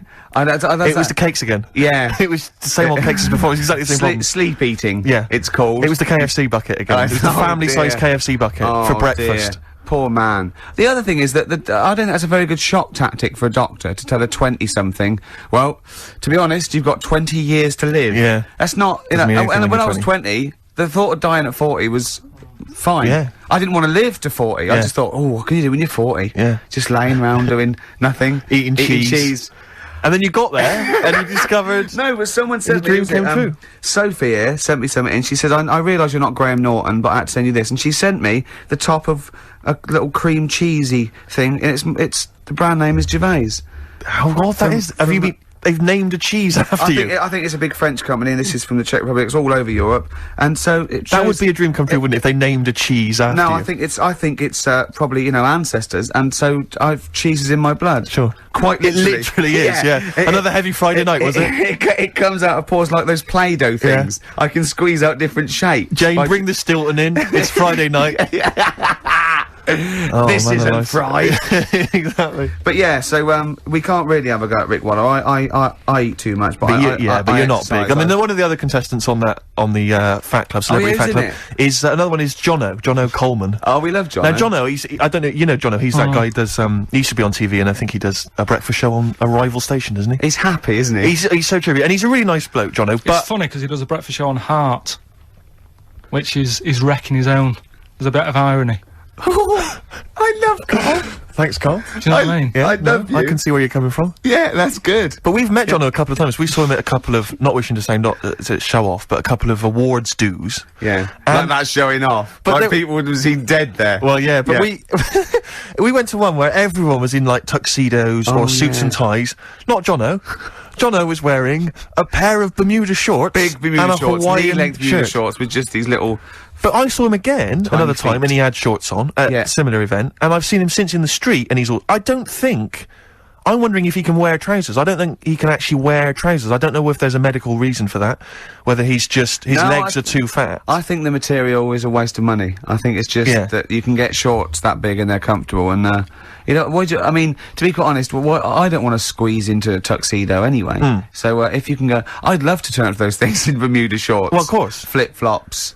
But do you think he started off by wearing, maybe he just had the upper half was a tuxedo with the tie and then the shorts for and comfort. the shorts underneath, and he would just have to come in, kind of sneak behind, you know, a sideboard. Potted plant. Or a potted plant, or bring his kids ahead of him. Yeah. You know, you are wearing trousers, aren't you? You're wearing trousers. Of course I am, yeah. In you go. Kids move a bit. Well, no. Exactly. Of course I'm wearing trousers. Why would I? Wearing trousers. And then he just thought, oh, this isn't fooling anyone. So now I'm going to make a wacky effort to sort of, you know, the next zone is, I've heard he's going in a grass skirt and a garland around his, and he's gonna come in limboing. But you did ask if you could go to the BAFTAs in a dressing gown, didn't you? Just for ease. Yeah. But, right, is this talking about diets and stuff, right? Go on. They've come up with a drug that, they tested it out on a mouse, right? They said, you know, it's a problem that weight is a big issue in the world, and, you know, a lot of people are depressed, and that, probably like Rick Waller. Well, right? I'm depressed looking at Rick Waller. Well, you know. Oh. I mean, you could sort out Rick by, you know, Jono is an old man, he's got loads of money. He's not old. No, but he's getting on a bit, right? He's about No, but my hang on a age, minute. What I mean is he does his own shopping, right? So I bet it's hard. What do you mean? Because he's like, how old is he? 35. Right, he's got loads of money, he does his own shopping, so when he goes to the supermarket and he passes, you know, the sponge cake section, it must be tough when you've got loads of money to burn that you go, oh, just one more. Yeah. One more. Look, we are getting close to libel here, I think. No, but I'm saying how it is, because Right. I've tried, like, losing a little bit of weight. Have you? And it is difficult when you know, you're in Waitrose and you see a little chocolate muffin and you think, well, one more and I'll do without... Do you like a little chocolate muffin now and Well, again? yeah, right. Is that your favourite thing? So the A thing chocolate is- and Let muffin? him finish his point. So the thing is, right, now with Rick, he lives at home with his mum, so why doesn't his mum just say, I'm going to buy less this week, and if you eat it all, you're not getting any more? Yeah. That's sort that Does out. he A live with short, his mum? sharp shot. I bet he does. I bet he does. 'Cause So he- you don't actually know if this is true or not. No, but anyway, right, so this drug they've come up with... They've tested this on mice, haven't they? They've tested No, I'm worried if they haven't tested it on mice. 'cause Thank God for that. It's definitely been tested on mice. Definitely. They fed a mouse a load of cake, Yeah. right? And it went a little bit chubby, and they said, right, stop a minute. And then they gave it this drug that makes you lose weight. Yeah. And its weight went down, but the only bad side effect was its eyes were popping out. Well, that seems to be fine then. Let's give it to Jono. There doesn't seem to be any problem. Oh, with let's that. Rick should get some of that. Yeah, Struth, Doc, look at these. Oh, Jesus, Jono, your eyes are popping out. That happened to the mice. Sorry? That happened to the mice. But what do you mean? That's the option. What do you mean that's the option? So I love the fact that your choice is either be like a fat, happy man who has the odd sponge cake, or a stick man with eyes on stalks. I mean, Steve's chosen that. All right, calm down. sorry, I thought we mate. were slagging off Rick Waller and Sorry, fat mate. people. Sorry, Let's mate. have a go at the fat people before we start sorry. on me, really. Yeah, no, I didn't. I You know forgot. what I mean? It's like... Yeah. Because I got some issues, and body issues, you I know. know. But I mean, Rick Waller's grotesque, you know. Yeah, sorry about I'm that. just a little bit weird. I mean, do you know what I mean? Yeah, should we play a song and... Well, I'm sort just of- a little bit offended. That's upsetting. That's upsetting.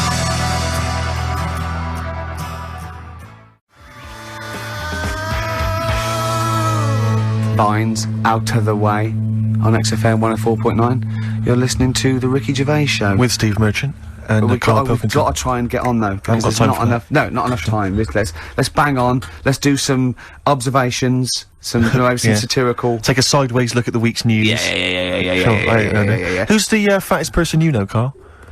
Is it an issue for you? Are you concerned about fat people? Only if I'm travelling somewhere and there's one sat next to you. That Yeah. would be a bit annoying. Yeah. I mean, I think Ricky pointed out a few months ago when I went away, we were talking about plane journeys, and you were saying how it's a bit out of order. When you go on holiday, right, you take your suitcase with you. This is all Was right. I it's saying a this good- on air though? Is this my question? Because there's a reason I don't say things. No, on air but sometimes. I think you've got a good point. It made me think. Oh no, I know what it was. Yeah. Yeah. Go on. It's sort of like if you're not allowed to carry hand baggage on because you're a few pounds overweight, but there's a bloke behind you who weighs 10 stone more than you. Yeah. Surely the whole package should be weighed. Yeah. Like you and your baggage. Absolutely. Can He be should have- he 30 should have a carrier stone. bag, and So that's- I can take on a Labrador and a wheelbarrow. Yeah. He can take on a towelette Yeah. to wipe Absolutely. his. brow. His sweaty, fatty brow. Yeah. No, absolutely right. So, And that does wind you up, does it? But I don't. That's the only time. I mean, people can't help it. We don't want to like come across as if we're just having a go at people who've got. But they can help it. This is what we're saying. No, but No, that's a little bit. But I'm talking about obesity. I'm not talking about people who are overweight or have got a problem with eating and so on. I'm talking about people who are obese, because that seems to me to be an indulgence. I mean, I read some statistic. Oh, God, if we're getting serious, it is a problem, isn't it? Because it's an eating disorder.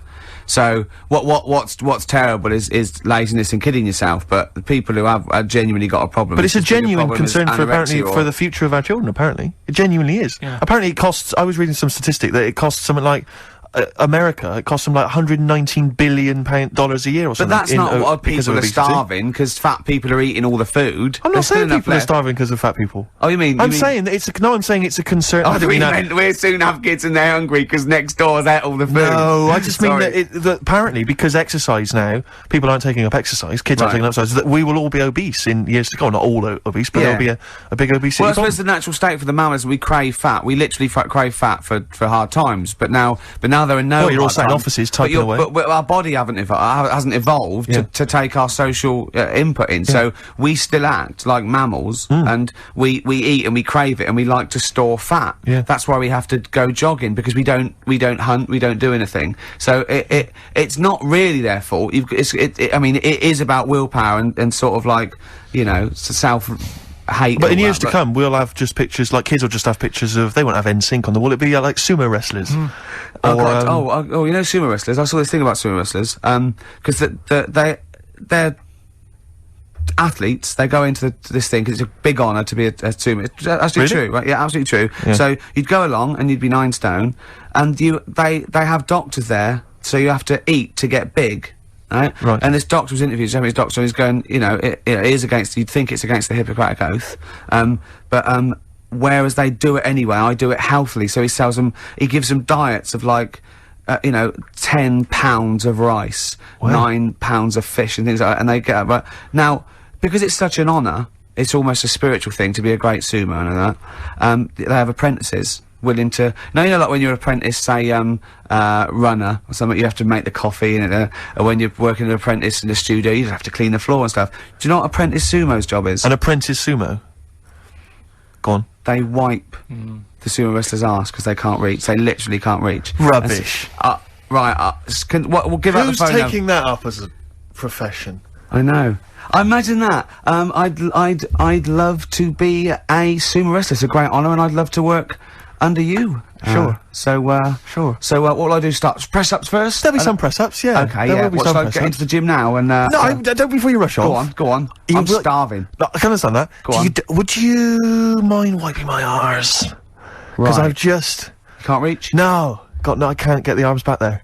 Can't get them down Okay. there. So, and but I'll be honest with you, a lot of this Oriental food, it doesn't sit well with me. So it goes straight through me, to be honest. So it's quite messy. It's quite messy down there. It's Right, quite runny. okay, So okay. be careful. Okay. You No, know, it's a wear great some gloves. honour. If you want to wear gloves, wear I gloves. don't want to wear gloves. I don't want to wear gloves. It's, Well, an it's a- honour. it's an honour. This apprenticeship is 2 years, isn't it? You know, you're not going to take my feces and salad, are you, as souvenirs or No, something? 'Cause it is, I will be mainly getting fat myself. Sure. Wiping your ass. Yeah. Great honour. Yeah, no, good. Well, Great no. honour. Not If at someone all. could call in and verify that. Look, Karl, look at Karl looking at us like we've just said the worst thing ever. You This say is things true, like, apparently. makes your eyes pop out and put in Forrest Gump in a wheelie bin. Don't look How at did- us like that.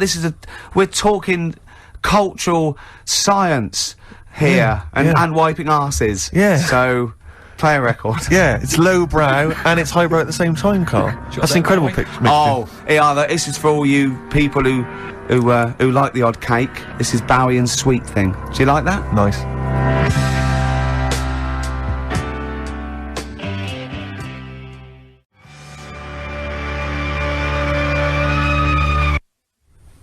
Sweet Thing.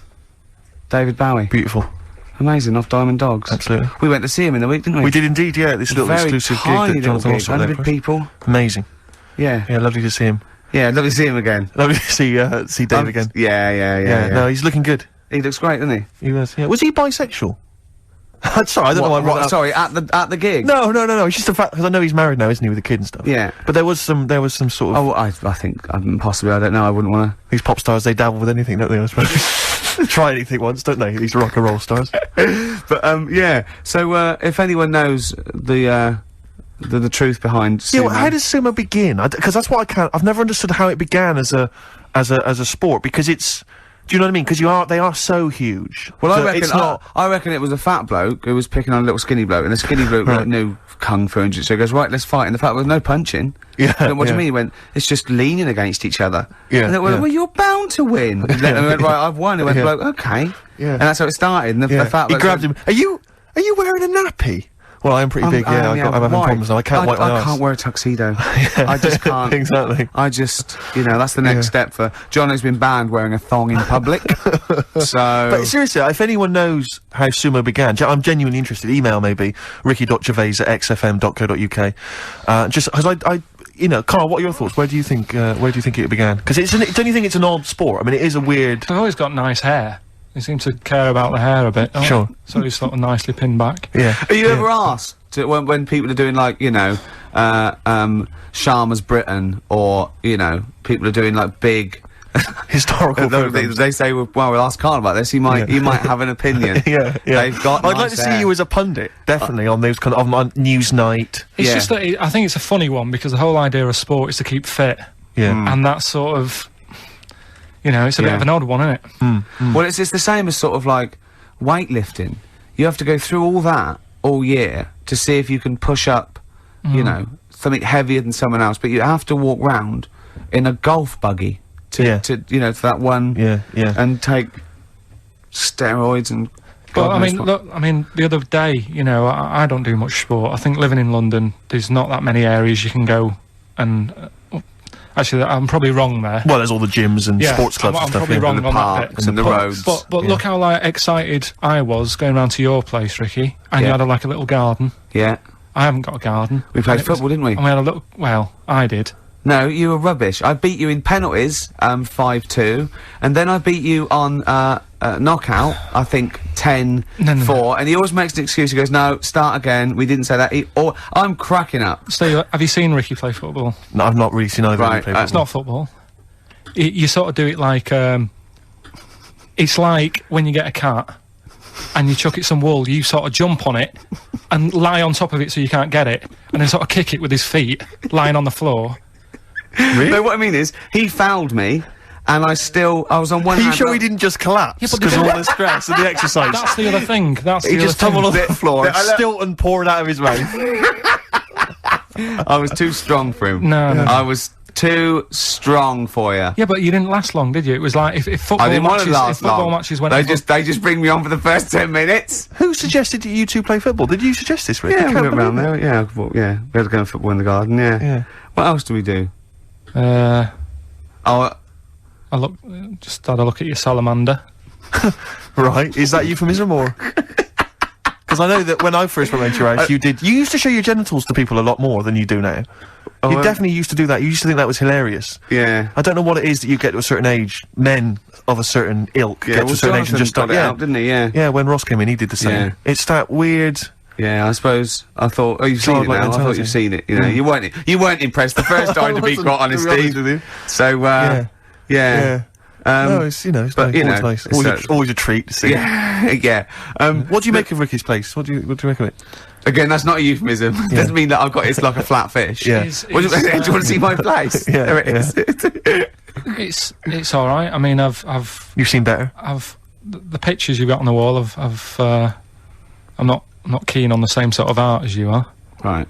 What sort of art? Because yours is quite sort of modern art. He's got this big bit of abstract canvas with just loads of dark colours on it. Yeah. It looks really miserable. Yeah. I'll be honest with you, it sort of brings the place down. If you're going to sell it, that woman on Channel 5, the house doctor, if she came round, she'd say, take that down, and I'll get double for it.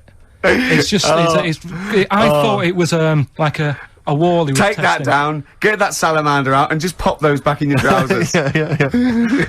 It was like he didn't know what sort of colour to use on the wall, so he's like been putting a little bit on. No, that's not good. I'll use like a bit of a darker colour. Yeah. And it's just loads of different. Are you Brian Sewell? Because you're just saying. So what kind of art do you like? I'm intrigued. Yeah, I like Athena. I like Lowry. Larry, the worst painter in the world. The most overrated. You see, it depends. You're getting excited about Rubbish. your stuff you've got on. Lowry, right? Yeah. You can look at He his- really is the Brian and Michael. No. Of the, well, but it's real, isn't it? Right? what do you mean it's real? It's real. You look at his picture and you see like little disabled people walking about. You see kids That's not real, then. playing with like footballs. You've got your dad coming home from work, working in the factory. Got a little dog barking. It's life, right? And you can look at it for like 10 minutes, go away, go and watch telly or something for a bit, go back to it, and you'll see different things in it. Really? That's Really? What, is it why- like one of those magic eyes? You sure that's not a telly? Yeah, you've been sure looking it- out the window, Carl. You sure you weren't watching When the Boat Comes In? People will agree with me. It's better than your stuff that you buy. This show started off slick. Yeah. We had something to say. No, what are you talking about? We're now discussing art. We were taking the pick out of fat people, and now it's And now all- you've taken it all highbrow, Carl. play a record. We'll come back to fatties.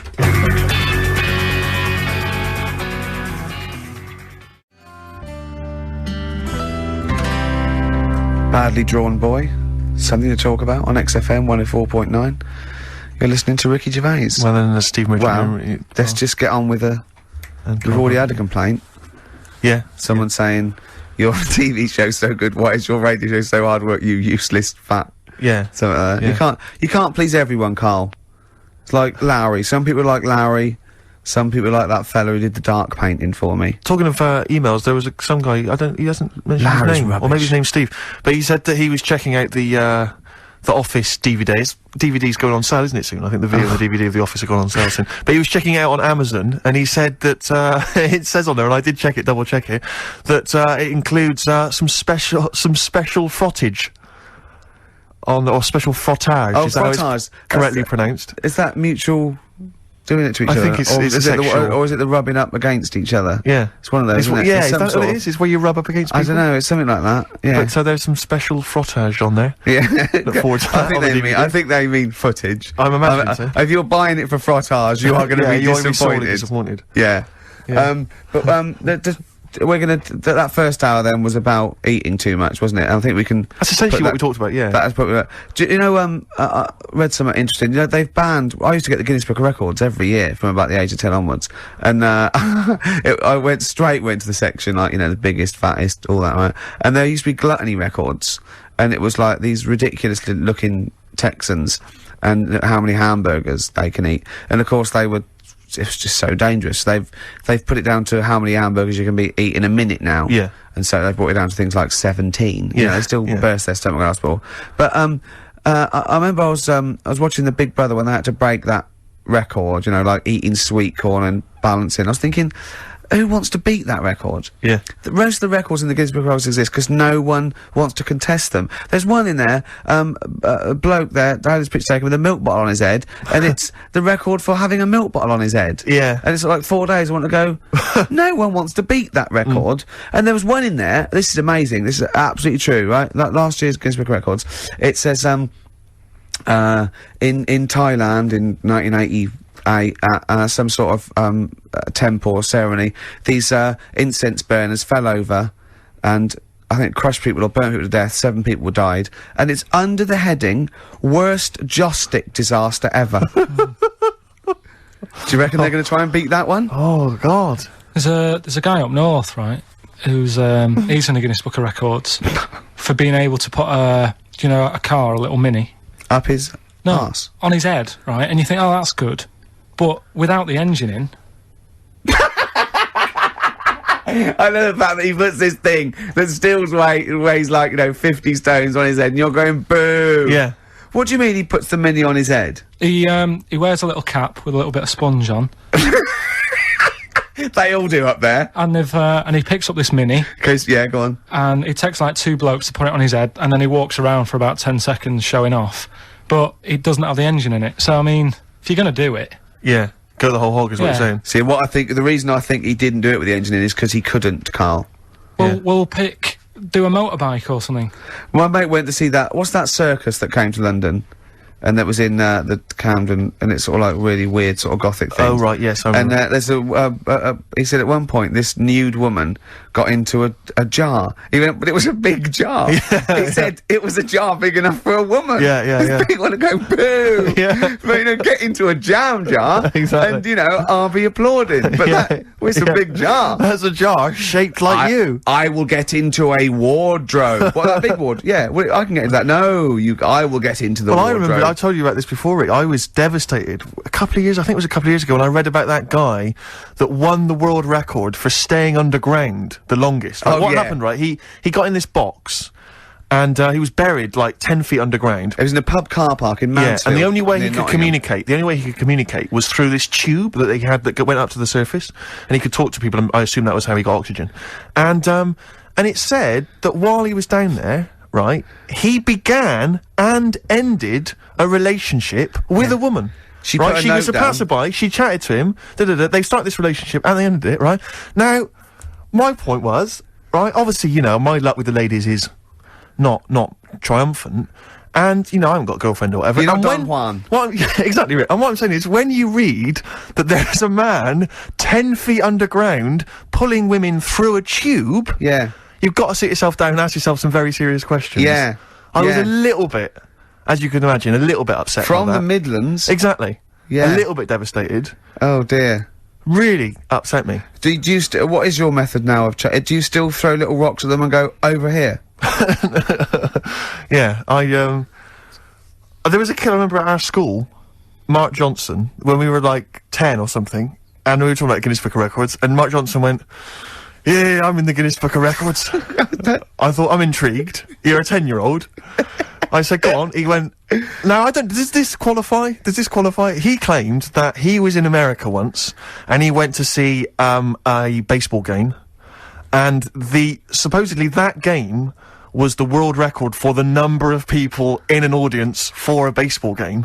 It was like some massive stadium, and this was the most people ever. I'll tell you what, it doesn't count. And he claims he was there. I don't reckon it was listed. Well, I don't reckon Mark Johnson got his name on that list. Exactly.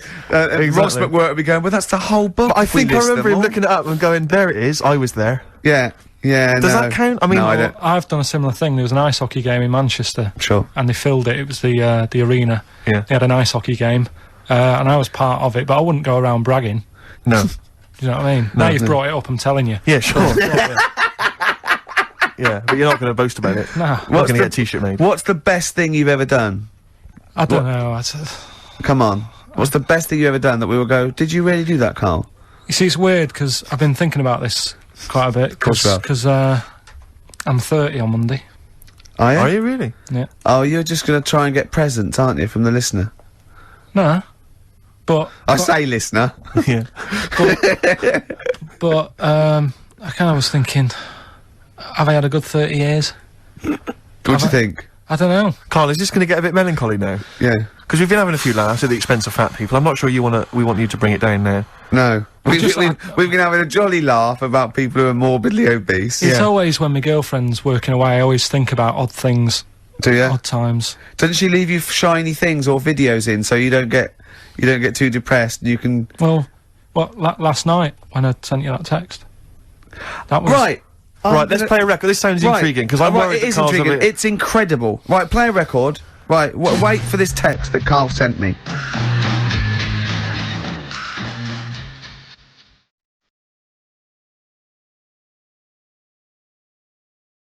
All Along the Watchtower there by Jimi Hendrix. Beautiful. Can I just say straight away, Rick, before you carry on, we've had some people emailing in about the origins of sumo wrestling. Yeah. But they've sort of cut and pasted a huge ream of information from the web. Thanks very much, but we need bullet points, or not, don't bother. You're wasting our time, frankly, with any too many sentences, proper grammar. We're talking about Ricky Gervais here. Yeah. So not that I'd read the bullet points either, you'd read them too. Exactly, but your concentration would lapse so quickly that it just needs to be keywords, arse, sumo, things like that. Yes, arse wipe. Yes, arse wipe sumo, correct. Yeah, or maybe even a picture of someone wiping an arse with a tip next to it. If you could get words out. If you could send through the origin origins of sumo wrestling in sort of diagram or sketch form, or in a kind of comic book, or one of those flick books. That you just maybe draw a quick flick book, send that in.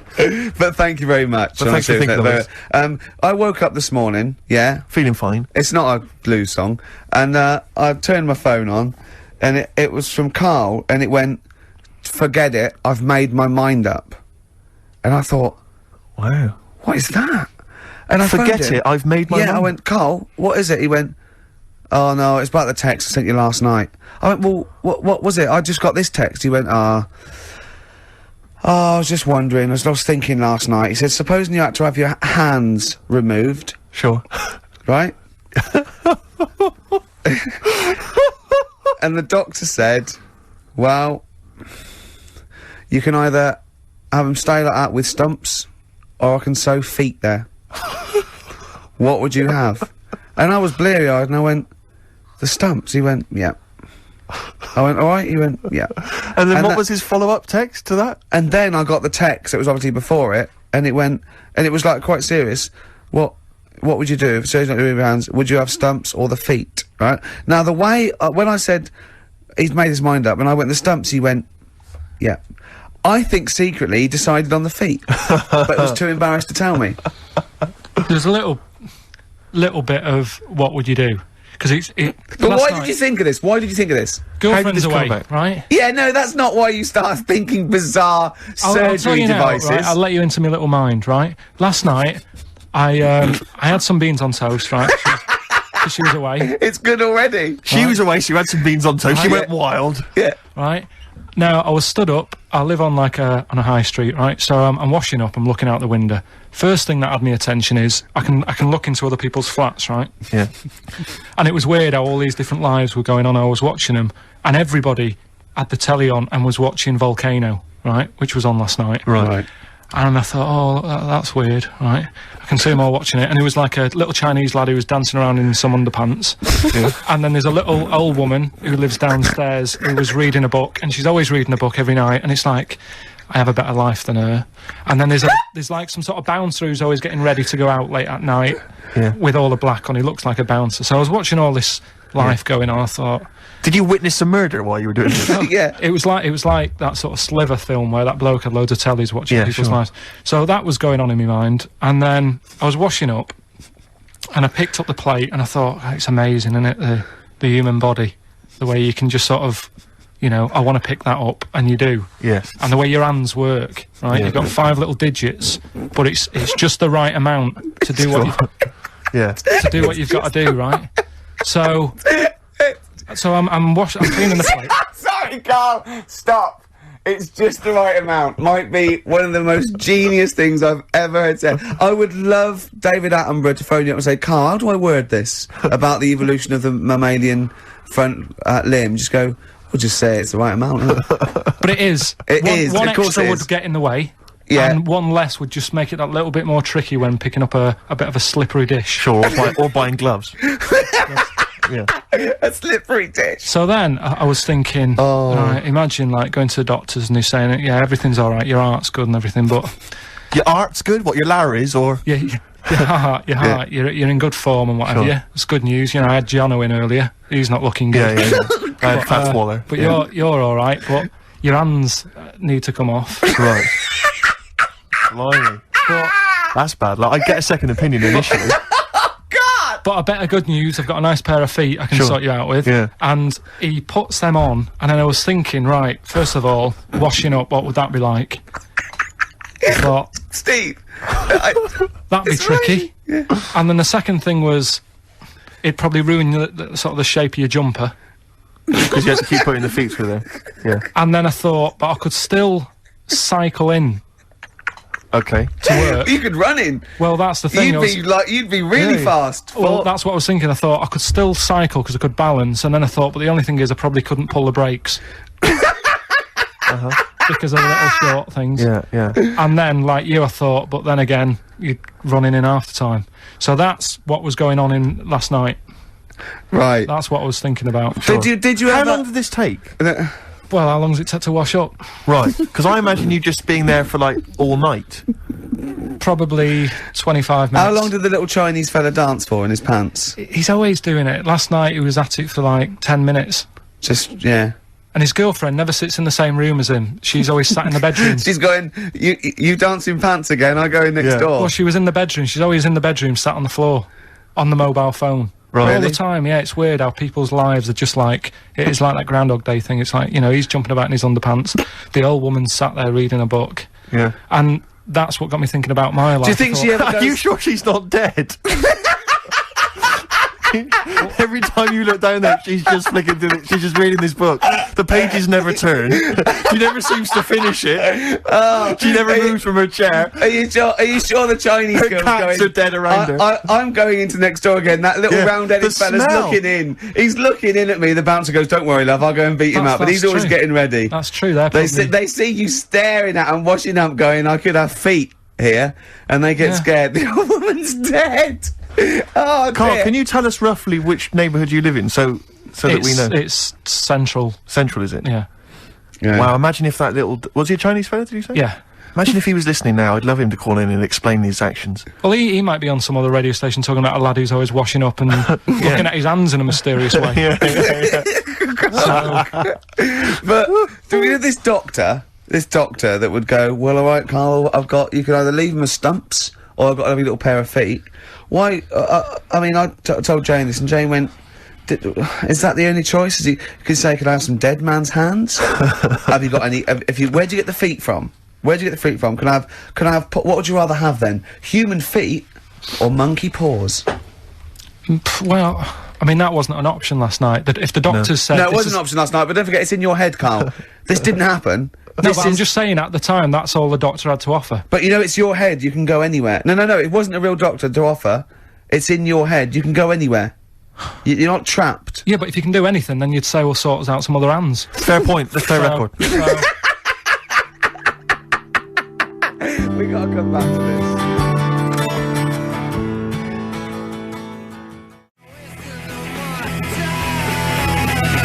Strokes, someday, XFM 104.9, Ricky Gervais. Lads, can I just stop you there straight Right, away? Because listen. the record finished before we'd finished chatting about what we're going to do Well, next. we're gonna do Karl's stupid competition again. We're just trying to get the... I think that you... What you are the should just- rules? Right, I Because think last that- week it was a shambles, Rick. I know, it was too easy, that's The why. week before, I should say. I think people should phone up now and be held in a queue, and then he should have the clue. Otherwise, because people are just phone up when they know the answer or not. But how is that entertaining to the listener? That's what I'm going I to throw don't think- back at you straight away. I don't think this is entertaining at all. I just think people might want to talk to Karl for just a Right. split second. The way we'll do it, right? Yeah. Right, this is me role here, right? This is the way we're going to do it. Right. We're going to say, if you want to win The Office on VHS, right? You can call Don't it now. say it like that. Like Yeah, it's a don't say it rubbish like- prize. There is some... If you get the DVD, there's some special frottage. Alright, so... It's impressive. Right, so they call up now on 08 700 800 1234, right? Yeah. We bung on a bit of Elton John in a bit, right? We line up two Look forward callers. to that. It's a beautiful track. Yeah, we line up two callers, Yeah. right? And then we have them on the air and we say, right, I'm going to tell you the little story. You've got to tell me what song it is. And they're playing against each other. Well, Right.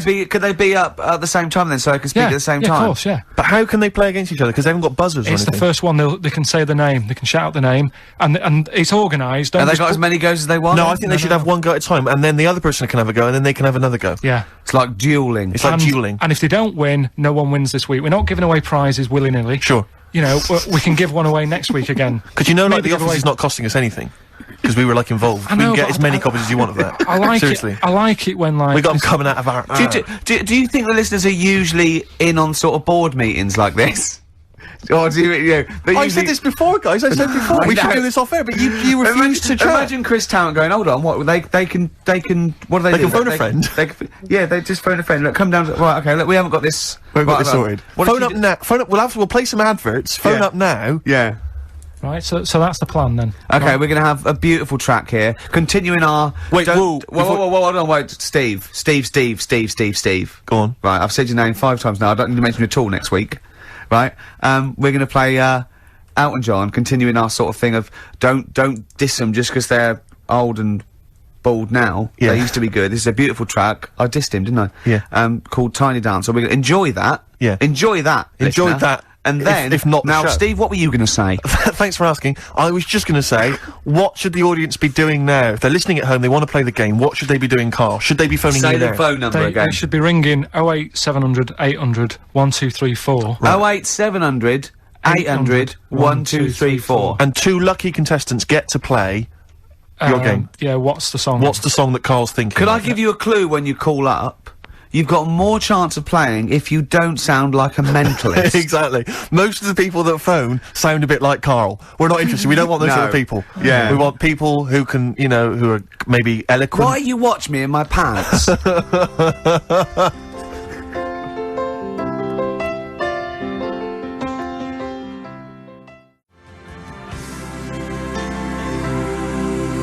Elton John, Tiny Dancer. What Beautiful. a great track. Oh, that's that is. magnificent. Well, we've got... despite Karl's actions, you should have seen Karl. It was like squiddly diddly. His arms and legs there, he'd have been better with feet, I'll tell you. He didn't know what he was doing. We were getting angry. At one point, he went, oh, we get a man and a woman. And he, bloke phones up. He goes, are you a bloke? Bloke goes, yeah. He goes, hold on. And then another bloke goes, oh, you're a bloke. We wanted a woman. And the bloke said, I've got one. He goes, put the woman on. She came on, he went, are you the woman? It's the way he speaks he's to people. magnificent. So who have we got on the line? Here's the woman. It's the woman. Hello. Hello, Hi, what's your name? Sarah. Sarah. Okay, right. Steve, you want to be rooting for this? Well, I think we should. It seems to me because you may need some help because obviously Karl's mind is a viper's nest. Yeah. It's a jungle in there. Yeah. So you know, if you want to call on anyone at any point, maybe you've got some questions you want to just consult or confer, then I'll be on your might have side. to. You're Then like, I- you're like her phone a friend. Exactly. I'm the phone a friend. I'm And the who's- ask the audience. Who's the And- bloke? Here's the bloke. It's Owen. Owen. Okay, I'll be helping you out should you need any help or clues as you know as an insight into Karl's mind. I must tell you though, we don't know what Karl's going to come up with now either. No. we I keep it real like this. I Go should on. just say for people who've not heard the show before, this is where Karl now will tell us a cryptic story, and basically hidden within that will be a clue to the title of a song. I say cryptic. It's Gobbledygook. Yeah. Nonsense. So okay then, just to find out who goes first, my lad or your girl. I'm going to toss a coin in my head. Okay. So who can guess? Well, first? ladies first. Ladies first. Okay, What was your so- name again? Sorry. Sarah. Sarah. So Sarah. Okay. So Sarah, heads or tails? Heads or tails? Tails. No. Right, my lad will go first. Okay. So, then. so what this means is when he's finished the cryptic clue, you, Owen, will get to guess first. But if you get it wrong, it goes over to Sarah, and then back and forth until hopefully one of you gets it right. Okay. We could be here for some time. Yeah. Right, and what are we playing for here? Of DVD or video of The Office? Whatever we can Whatever find, you've okay. got, whatever format you've got. Yeah. Okay Yeah, then. brilliant. Okay, Karl, go. Right, so here we go. So then, it's the right? name of a song we're looking for. Brilliant. Right, this bloke, he's had a good night out at the Yeah. pub. Right? This is probably all irrelevant. Remember that, Owen. This could all be irrelevant. Yeah. Okay, right, so he's had a good night out with his mates and that, and he's really enjoyed himself, and he's on his way home, and it's just like any ordinary night, right? Everything's just normal. He's seen the same people leaving the pub, going home, and he's like, see you tomorrow night. I'll be out tomorrow, 7:30 and what have you, and they're on the way home, and it's a nice night. Everything's nice, and he's walking home, and he sees this sort of smoke coming out of a grid, right? Some smoke coming out of a grid. Yeah, a bit of like smoke, and he thinks, what's that? Right? And this is what's weird, because it's like any other normal night, but this time the smoke coming out the grid, and he goes over to it, and he can hear some moaning. Right? It's like, ooh. So he thinks this isn't right. So he stands over the grid, and he's looking down it, and he can't see anything. So he lifts the grid up, right? Do you mean a grill? No, a grid. A you know, like grid? a grid in the street. What? Yeah, he Not means really. a grill. A He means grill. yeah. Okay. Okay. And he lifts it off, and he's looking in, and like more smoke's coming out, and he can hear the moaning getting louder, and then this little demon pops his head out, Oh. right? Bloody demons. And he goes, are you alright? Yeah. And the little demon goes, oh, I'm hurting. And he goes, what do you mean you're hurting? He said, oh, it's dead hot down there, you know. and it's weird, because he works it out that it's like come from hell, right? Yes. And he's going, oh, I'm all hot and burning, all his skin's sort of really red raw because of all the flames in hell and stuff. So he goes, oh, he said, I tell you what, I'll take you to the doctors. And the little demon's like, what, you'll do that for me? And he goes, yeah, I'll do that. And he takes him to the doctors. What's the song? That was Ricky Gervais, Next FM. It's 3 o'clock now. We're going over to Natasha. Thanks very much. See you next week. Bye. Man, that was quite a long story. Ooh. Is Owen and Sarah still there? Yeah. Have you dozed off? You still with us? Okay, Owen. Any clues? No, not yet. I You gotta haven't make got a guess. clue. I haven't got. I have no idea. Can I think out loud with Owen? Do you think? No, To I help think him? Owen needs to at least have a guess before Go on, we have a can- guess, Owen. Smoke on the water. No. Well, it's not, is it? So, not gonna be that. okay. Over to Sarah, you. what do you think? Bat out of hell. It's a good guess. No, It's not right. Not right. Right, Karl. You'd have to give him a little clue. Well, think about the little fella. Think about the little demon. Yeah, Okay, there's the clue. brilliant. Thanks for that. Where did I say he came from? Highway to Hell. On the right, along the right lines, but not the right song. Back Sarah? to Sarah. Stairway to heaven. Oh. Karl, if this is rubbish, I'm never working with you again. If this doesn't work... What do you mean, if this is Right. rubbish? Right, okay. Take the main bit of the story. What's happened? We don't know what What's the main bit of the is! story? It took 30 minutes! The grid. There's the grid. We got the grid, the yeah. smoke. What's It's he got- done? How did the story end? He He's went to the taken doctor. He went to the doctor. That's He the went to clue. the He went to the doctor. doctor. Who did he take to the doctor? He went to The little demon fella. Why did he do that? he was- Sarah, 'cause come he- on. That's a big clue. Right, why did... Sarah, come on, let's think about this. Why would he take a little burnt demon to... Was he burnt? He was Well, burnt, wasn't he? He's from hell. Yeah. All the flames and that, and all his skin's Hell. really raw, and he was moaning in pain. And Oh. the little fella goes, yeah, I am on the way home. My tea's going to be in the oven and everything, but do you know what? I'm going to take you to the doctors and sort you out. Sick. Doctors.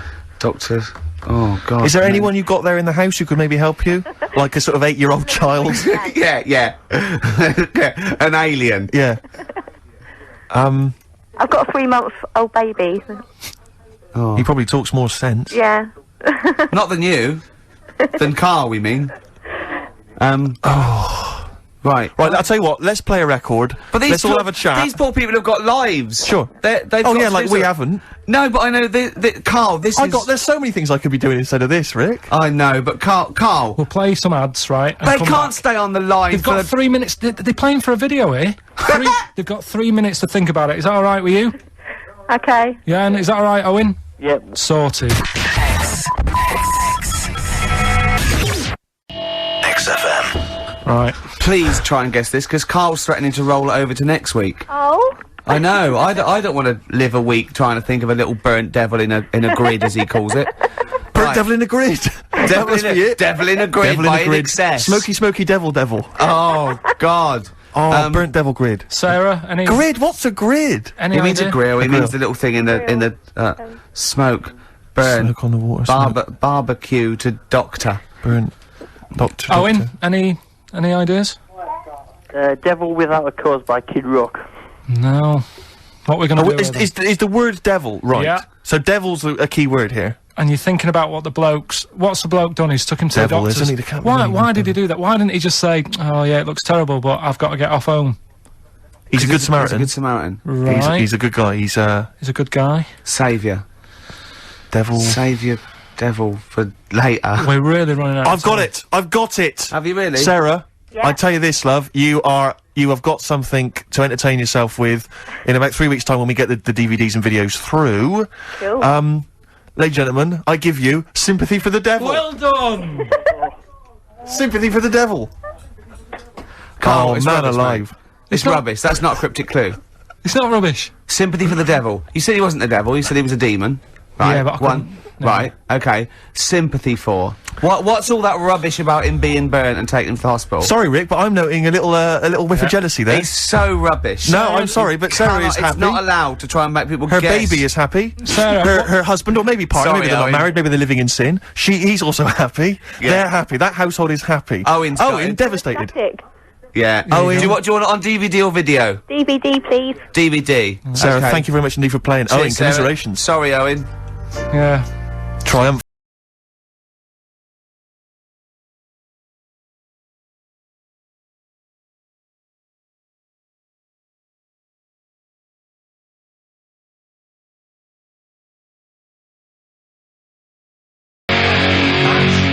Envy on XFM 104.9. I'm Ricky Gervais, with me Steve Merchant. Absolutely, yeah, hello. That clang you heard there isn't Karl. No. Karl's away. It's Sturgis. Claire Sturgis is here. Yeah. You'll know her from the Claire Sturgis show, but we know her from our early days on XFM, Yeah. and, you know, we're good friends. It's sort of like old times, isn't it? And Karl is had a little surprise birthday present. What's the story with this, Claire? Because I don't know Well, about do you know, I came in on Monday expecting to see his little smiley face, as usual, and it's always not here. Yeah. What do you mean? So, apparently his girlfriend had surprised him and dragged him off to the Caribbean for a week. Wow. No, Canaries, isn't it? Oh, I mean, I don't Yeah, know. he likes the Caribbean, he likes the crabs. Yes. Yeah. I thought he was bored of the Caribbean. I thought he didn't enjoy it last time. No, he loved it, didn't he? No, I don't think he did enjoy No, the it's crabs. Tunisia he didn't like. Right. He's been travelling, hasn't he? I know, yeah. He gets he about. didn't like Tunisia because there's flies the size of matchboxes. Of course. And, and, midgets in the kitchen. No, there's nothing wrong with that. Yeah. Midges or midgets? Midgets, he said. Right. In It the was kitchen. midgets. He wasn't saying anything bad, he said that there were lots of midgets in there. Lots of midgets in the And kitchen. I thought he'd gone away to some sort of, like, theme holiday. Yeah.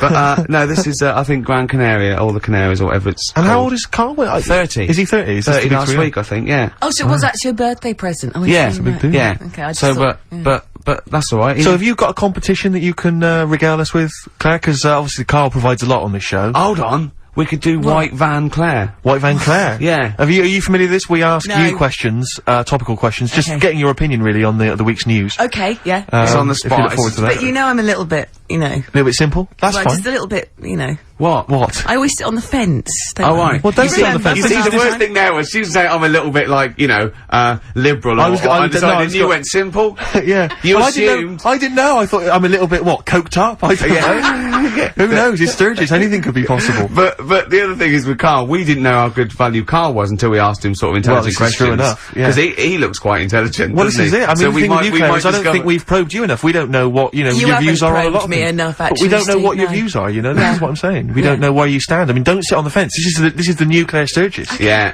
All right? We're Yeah, gonna delve deep, dynamic. find a personality in there, Claire. Let's go back All to right. the old days.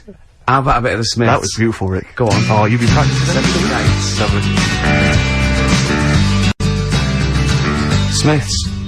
Cemetery Gates. It's a lovely tune, lovely song. There's one bit that worries me about it. It's sort of like a teacher warning. It goes, you must contrive prose and poems, and the words you use should be your own. Don't plagiarise or take on loan. It's sort of like, what are you telling us that for? Yeah. Sort of like yeah. a lot of people there going, thanks, Morris. Yeah, Yeah. actually, yeah, that's not mine. That's Wordsworth. Right, I'm going to write my own. Yeah. It's weird, isn't it? Queen is Dead, though, one of the great album It's titles. not my favourite album. It was voted best album. But of the all Smiths, time, what I wasn't love about the Smiths, they just seem to get, like, the Smiths is just a that's done, brilliant isn't it? name. Yeah. Don't you think it just captures everything about it? Yeah. them? You know. We've got a thing about bad. Bad, yeah. Well, I was watching VH1 Classic Smooth last night, and I love it. Absolute Sade? joy. Sade always on. You Yeah. can always get a love a bit of Sade. But Foreigner were on. Oh yeah. I've been waiting. Yeah. And well, I don't know I can't remember which tune it was, but the album I noticed it came from, classy album title, Agent Provocateur. Oh. It makes my skin crawl. But I also, From the album Agent Provocateur. I imagine there's a band called Agent Provocateur, and they're from Wigan. It's a girl singer. She's 35 Yeah. in a tight dress, and it's 4 blokes with ponytails. Yeah, exactly. Yeah. Doing covers. Yeah, exactly. Yeah. Here's what you may remember. They play a wedding. They go, we're not doing a wedding again. There was people. There was cake being trodden in. There was Exactly. kids. Children were just sliding across the Yeah, parquet floor. They weren't listening to the music. Well, we've got a gig at the Marquee coming up soon. Yeah. It's endless guest list, £5 in. Agent Provocateur. If your band's Agent Provocateur or Agent Provocateur. Have you ever been in a band? Yeah. Called Agent? Yeah. But that's got to be one of the because it's not. I don't know what that title says. I don't imagine Foreigner. I've got that sense of intrigue and. Well, mystery. one of the worst names. Right, okay. To Pal. Right, it's the worst. Yeah, let's start worst album titles. Okay, I'll kick off with T'Pau, Bridge of Spies. Oh, Bridge of Spies. Is that the one that featured China in Your Hand? I assume so. I don't think I did too many. Bridge of Spies. Who did Bridge this of album? Spies? Who did this album? Beggar on a Beach of Gold. Beggar on a Beach of Gold. It's got the likes of Collins written all over it, but I know it's not very Collins. close. Mechanics. Mike and the Mechanics, Yeah. of course. I don't know what that means. Good old Mike He's and a beggar on the beach of gold. Just look around you, there's some money. what does that mean? He's saying, don't be a tramp, there's some money there, gold, mate. mate. I don't know what it means. I think he means that everyone else is rich, but he's still poor. Yeah. Actually, I like it. Yeah. Oh, it's a bit deep for me, Steve. Maybe you just need a little asterisk at the corner and then a little explanation at the bottom of the record card. I'm thinking about this, I'm not quite sure what it means. Oh! He's very Nice poor one. emotionally. Chumbawamba. Well, you know, what can I... Uneasy listening. Yes! I bet it was from the Chumbas. Are they still cracking on? Are they? Because I they think used to so. live in a squat. They've done about 400 albums, them and the Levellers. Yeah. It was the best, Chumbawamba or the Levellers. So, good question, thanks for asking that. Yeah. What's the telephone number, Claire?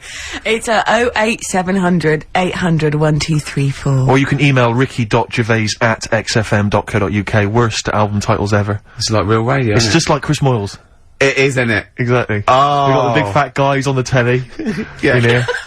You know. And I with it his as well? kind of cheeky sidekick. Am I, Comedy Dave? You're almost as funny as Moyles. Fingers crossed one day. Right, Sturgis, you've brought in a record, haven't you? What are you going to play? Well, What's no, this all about? do you know what, like, a bootleg is, Ricky? Oh, what are you talking Yeah. about? Oh, Yeah, I've snapped a lot of them up on white label. Yeah, go on. Okay. Well, no, this is quite a good one that Ian Baker bought in the other day. Sure. It's a bit of Dre, a bit of Snoop Dogg, Oh, yeah. mixed in with Crowded House. I thought you'd love it. Hold on. intrigued. The juxtaposition there is exciting in itself. That's true enough, play it.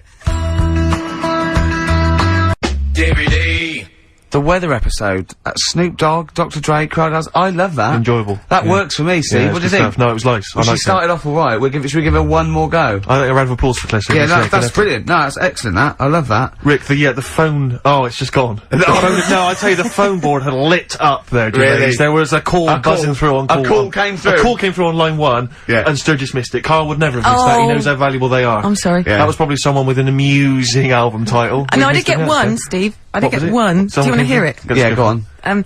Okay. This is from Al, who says that, what about this? H to H-E, who am the only one. Sorry, H To H-E, H-E. who am the only one. I don't know what it means. No. Van de Graaff generator. Oh, well, no wonder. That's the thing that one of those things at the museum that you wind up and you touch and it makes your hair stand on end. Yeah. That's the scientific thing, isn't it? Sure. I've given up, Steve. Yeah, no, Do you know, I that noticed, didn't really I make me noticed. laugh either, I'll be so- honest, I'm thinking that the whole kind of amusing album titles thing we should abandon. I thought that as I thought said it. Be honest with you, I thought it was easier than this. I mean, Chris Moyles makes it work, that kind of crazy comedy, Okay, let's try and radio have a- magic, but obviously and I don't think our listeners are into that stuff. I just don't think they can be bothered to get to the phone. I don't think a lot of them are able. I think a lot of them are, you know, Do you remember still kind of smacked up. Do you remember when we spent about 3 hours trying to get to the Chris Moyle show? Vaguely, yeah. What was the He reason? was doing this competition, and it was song titles with golf, about golf. Like, so we go like Drive, the Cars, and that, and I was getting so excited. I wanted to phone up and go, Duran, golfy, golf. And I just thought, it might have lasted, oh god, Yeah, it we probably cost me about spent ages. 30 quid just to ruin Chris Moyles' competition. Yeah. That was a long time ago. Yeah, those were the Before I days realised- when we realised, you know, he was a great talent and one to watch. Yeah. Before we'd enjoyed his new TV show. But, anyway. Yeah. Let's not. No, that's Slag cheap. other people It's off. cheap. It's cheap. Yeah. Anyway, what should we talk about now then? Because that all went well. No, I mean that's 20 minutes. That's 20 minutes done, and we've nailed amusing album titles. We've done that. That's fine. So we need a new gimmick now. I'll tell you what. In it, you know, You've got no, something, you've got no, something, you've got something. wait. Ricky's got something You here. know when Here you he go comes. out, you take an umbrella out, leave the right? house, you've got an Right, umbrella, you go yeah. umbrella out, right? Yeah. And it's a really sunny day. Yeah. And then you come out and you go, I God. wish I hadn't bothered with that because it's in the way. But then, right, imagine when you go out, right? It's and raining. It's raining. No. No. You go out without an umbrella. Okay. And then it rains. Oh, What's going on there? Oh, Isn't that no. weird, isn't it? We've when all you- been there, So we've all phone been if there. you've got like funny, weird observations of things that happen, like that. Yeah, stuff like that about umbrellas or any kind of sort of accessory or hat. Give the number out again, Claire. This is going to be brilliant. This is going to be great. Take this one. Take this one. 08700 800 1234. Just comedy observations. Yeah, and stuff things you that we- thought of. Wacky stuff you thought of. Just tell us what stuff you come up with. Get the Sony people on the phone. This is dynamite. Suede. Positivity. Absolutely. They could always do a good chorus, couldn't they? They could indeed. I think we could play Pink. Is that really way out? You're saying that it'd Pink? be wrong? You can't play Pink. I like that new one. Yeah, but whether or not it's in the building. Up, so No, you not that better one. Get the That party one, started. Do you know who that's written by? Do you know who that's I'm written trying by? to call the nurse, but she's being a little bitch. This will be interesting. You know, let's get the party started. I'm coming up. Yeah. You know who that's written by? Well, the way you say it sounds a bit like, is it, is it Radiohead? Tom York, you're thinking? No. No. Let's get the party started. I'm coming up. coming up. I'm coming up. Is it- Careful, I'm hold on. coming up. Let's get the party started, I'll have please. one more guess. Is it Johnny Rotten? Is it It's John not very well, but Go on. this is the truth. It's written by that woman with the goggles and the big hat that used to be in Four Non-Blondes. Is it? It's written by her. Oh, you're not thinking of Snork, are you? No, From no, no, Banana no. Splits. No, I oft got the two confused. Yeah. But, no. Sorry, Goggle and the big hat. She had a big hat, didn't I she? know- And a I pair know of goggles exactly and the one kind you of mean. sort of What a do you sort mean of Jippo look about her. What do you mean goggles? You can't say Jippo. What do you mean goggles? What's the Those correct word to flying say? goggles. Gypsy. Jippo's, yeah, it's a terrible derogatory term. It's like, Well, she looked like some kind of scrounger, and she sort of had like matted dreadlocks, and you know, selling clothes pegs? yeah. Now listen. Lucky Heather. Yeah. She had a big leather Do you hat. remember when you got stopped with Lucky Heather and you I didn't don't buy wanna it? talk about Then you I had some don't bad wanna- I luck. had some bad luck about 10 minutes later. Yeah. So I always stop and buy some now. Yeah. So hold I on, got so shed loads of it at home. So- Because I don't know when you got to throw it away. They don't tell you how long you've got to keep it for the good luck. 6th of January. You know what I mean? Yeah, keeping it after that's bad luck. I'm Yeah. getting confused again, aren't I? No, what it was... I don't know which myth to believe in. Right, stop it. Let's go back Go on. to, I've got a party started So going on when are you upstairs. coming up? Yeah. That is, as So I say... Fleagle, she's Is the that big- her name? No, that's one of the Banana Splits. Now you've confused me. Fleagle's the one with the big teeth and Right. the goggles. Right. Snork is the one with basically. To be honest, I think it's an elephant. Okay. I think they've pretended they've made up an animal. There's so many people listening who don't know who the Banana Splits are. The Banana Splits. Banana Splits. So, right. Listen, yes, they know the Banana Splits are, and even people under 20 know that. Snork, Fleagle, Drooper. Who was the other one? If you can remember the name of Yeah, what's the number? Because I actually want to know this. This is what radio's for. When I can't think of something, they tell me. Yeah. So It's which one have you got? 08700 I've got Fleagle, 800 1234. Drooper and Snork. I've no idea. God. Fleagle, Drooper and Snork. Da-da, Drooper and Snork. Fleagle. Bingo! Nice. Well done. Don't bother calling. Sorry. That particular tragedy or that has been avoided. Bingo. I Yeah. don't know what The bingo moment's looks passed. like. Yeah. There was one. Anyway. There was one that had sewn up eyes. Drooper, I think. Sorry, go on. No, anyway, my point was this. Go that, on. Pink. I can't be bothered. No, really? can't be bothered. I think we can play that new one by Pink. You 'cause it's cannot sort of play like, Pink. Why? Because it's too poppy. They just won't allow Pink on XFM. They what? They will not allow Pink on XFM. They what? Wait a minute, that's red rag to a bull. I've always been a rebel. Someone's telling you that you can't do something. That's crazy. Right, let's I'm gonna also go- get the new Justin Timberlake single. Well, the tell you thing what. is, Ricky, you're gonna have to nip down and have a word with Foxy, because we haven't got it up here. Really? Yeah. I'd he'll love have to. it, Can't but- you call someone at Capital Radio? Well, you know, Can we What's that call one, some? what's that one by Busted? That's what I go to school for. What about Abs? Dynamite. Abs, the new one from Abs, Dynamite. Yeah. Well, play a record and we'll discuss this Pink thing. would you want a bit of cat? Oh, Cat Stevens. Yeah, Yeah, take that. Cat's Bullet 4. This is Sittings. Lovely. Piano and everything, isn't it? Oh, this was the tune we were originally going to use as the theme music for TV's The Office. That starts Yeah. again on Monday, I think. It's 1 o'clock. Just play it. Cat Stevens and Sitting. I couldn't find Pink, Rick, but I've got the S Club Juniors. What do you think? Pink is alright. Magic Just carpet because it hasn't got the credibility of, like, new punk and new metal, it's a good tune. It's alright. We've never been snobby. We've never worried about credibility, have we? Hearsay? They're all down there, I can go and get them. I'll tell you what, if you're gonna do that, I'm just gonna play adverts from now on. Can we play some adverts?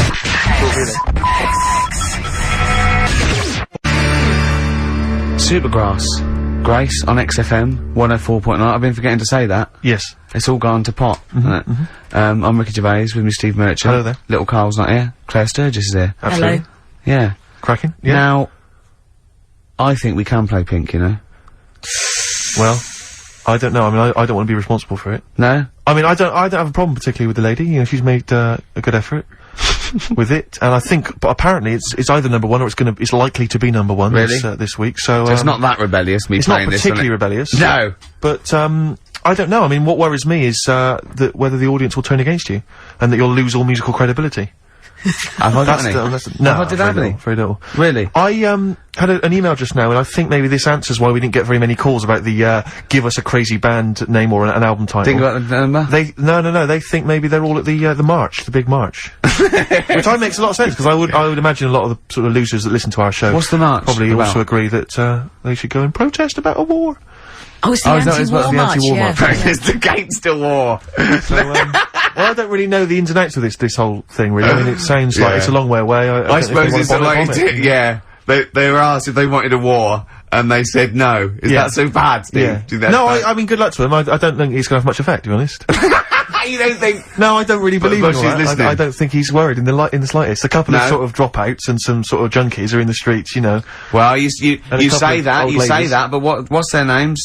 Specials, Free Nelson Mandela. 8 years later, he was out. That's true enough. So that's absolute. I forgot about that. I think they were. Yeah, and Live Aid sorting out world hunger. Yeah, that put an end was to done. that. So that was. But I see the difference there is Ebony and Ivory, no more racism now. But musicians... That was done. Rick, you see musicians were involved there. Yeah. I don't think any musicians are involved this time. I think David Albarn's there. They've probably taken their bongos and their didgeridoos. tablas.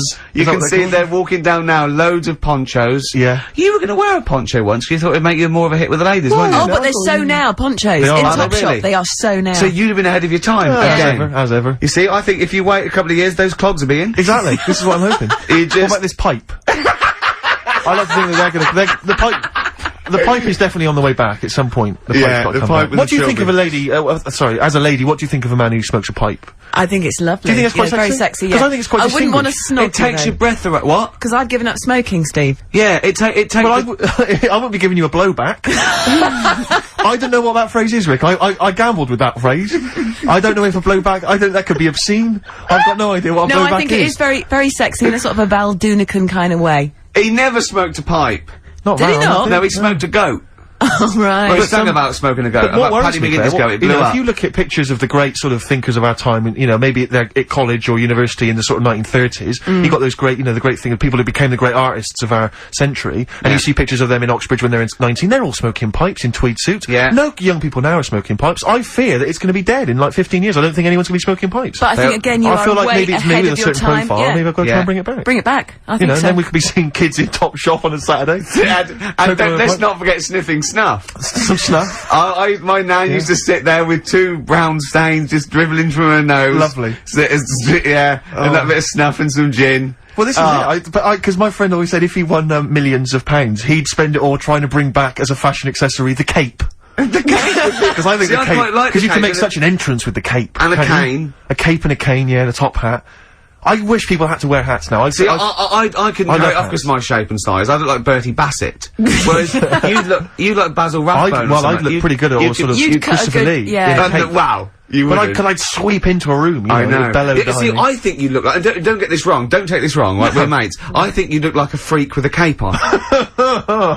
Okay. So- alright, well... And at which point would you take it one step further and add the deerstalker, you know, and go the whole Sherlock Holmes So, route? I'd have the cape, the pipe, the deerstalker, and Yeah. I'd solve crimes. It looked great. It looked like, some sort You could be my fat companion.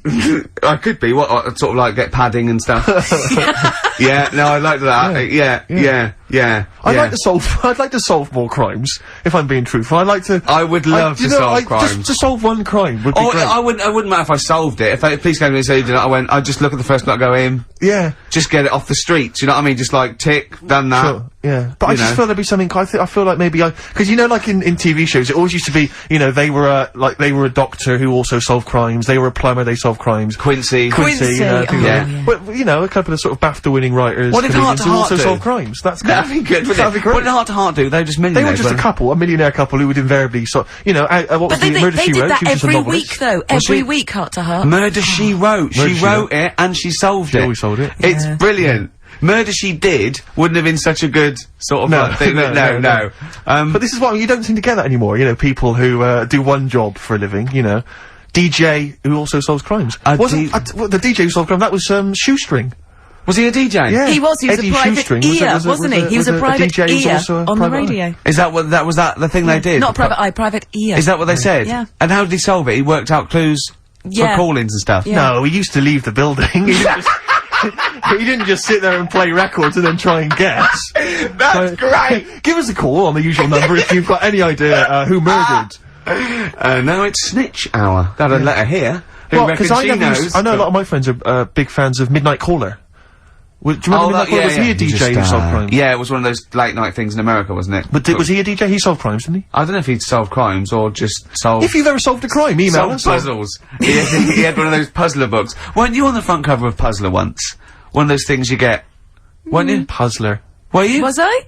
No, I don't think so. Oh, it was your other friend who was a mine, DJ, it was a cover of Puzzler magazine. That's it, yeah. So was Puzzler a rude thing? No, it was one of those things that Those puzzle books you can buy in the Oh, actually, it's a puzzler. You do Oh, for coach journeys, and they just put people's pictures on without permission. Yeah. I don't know if they're just like, well, I didn't give permission. They just find like celebrities, and they just get their picture and they stick them on the Well, they front. would have used me then, would they? Well, I Celebrities. forgot. I didn't. Hey, Pink.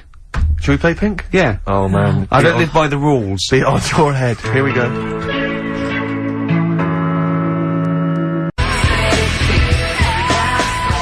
That was the Strokes, and kids are mental. Yeah. That was No, you're alright. No, shut up. No, the thing is, I think if we'd introduced that as just, and we didn't mention who it was, and we just said this is the new one from one of those trendy new bands, you know, the Boomtown Rats.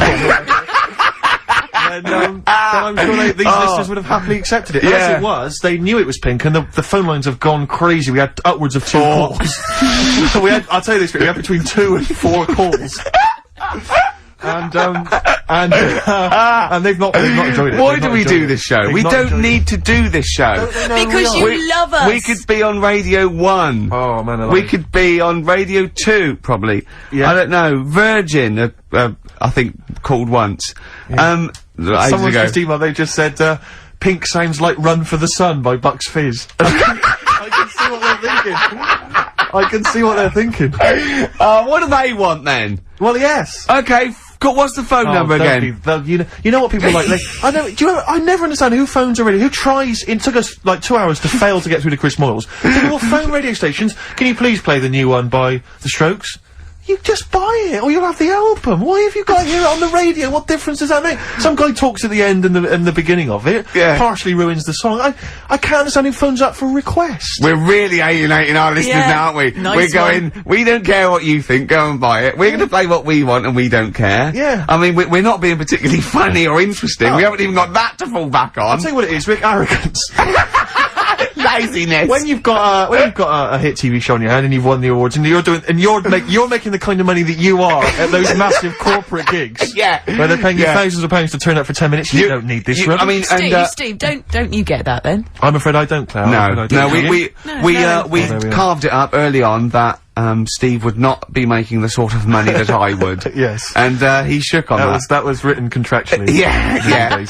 So I think. So you did shake on that. Oh yeah. yes. It would be horrible to go back. I don't think he realised quite the difference. Yeah. But the you know, huge success. I don't think he'd want me to Welsh on it. Right. I don't think he'd be happy with himself if I gave him any. I couldn't live with myself if you gave me some of that cash. Well, what should we play then? What should we play? Should we play just the save Strokes it or by something? playing the Strokes? Oh, Go on then. That's all stuff. Oh, thank God for that. Electric Soft Parade.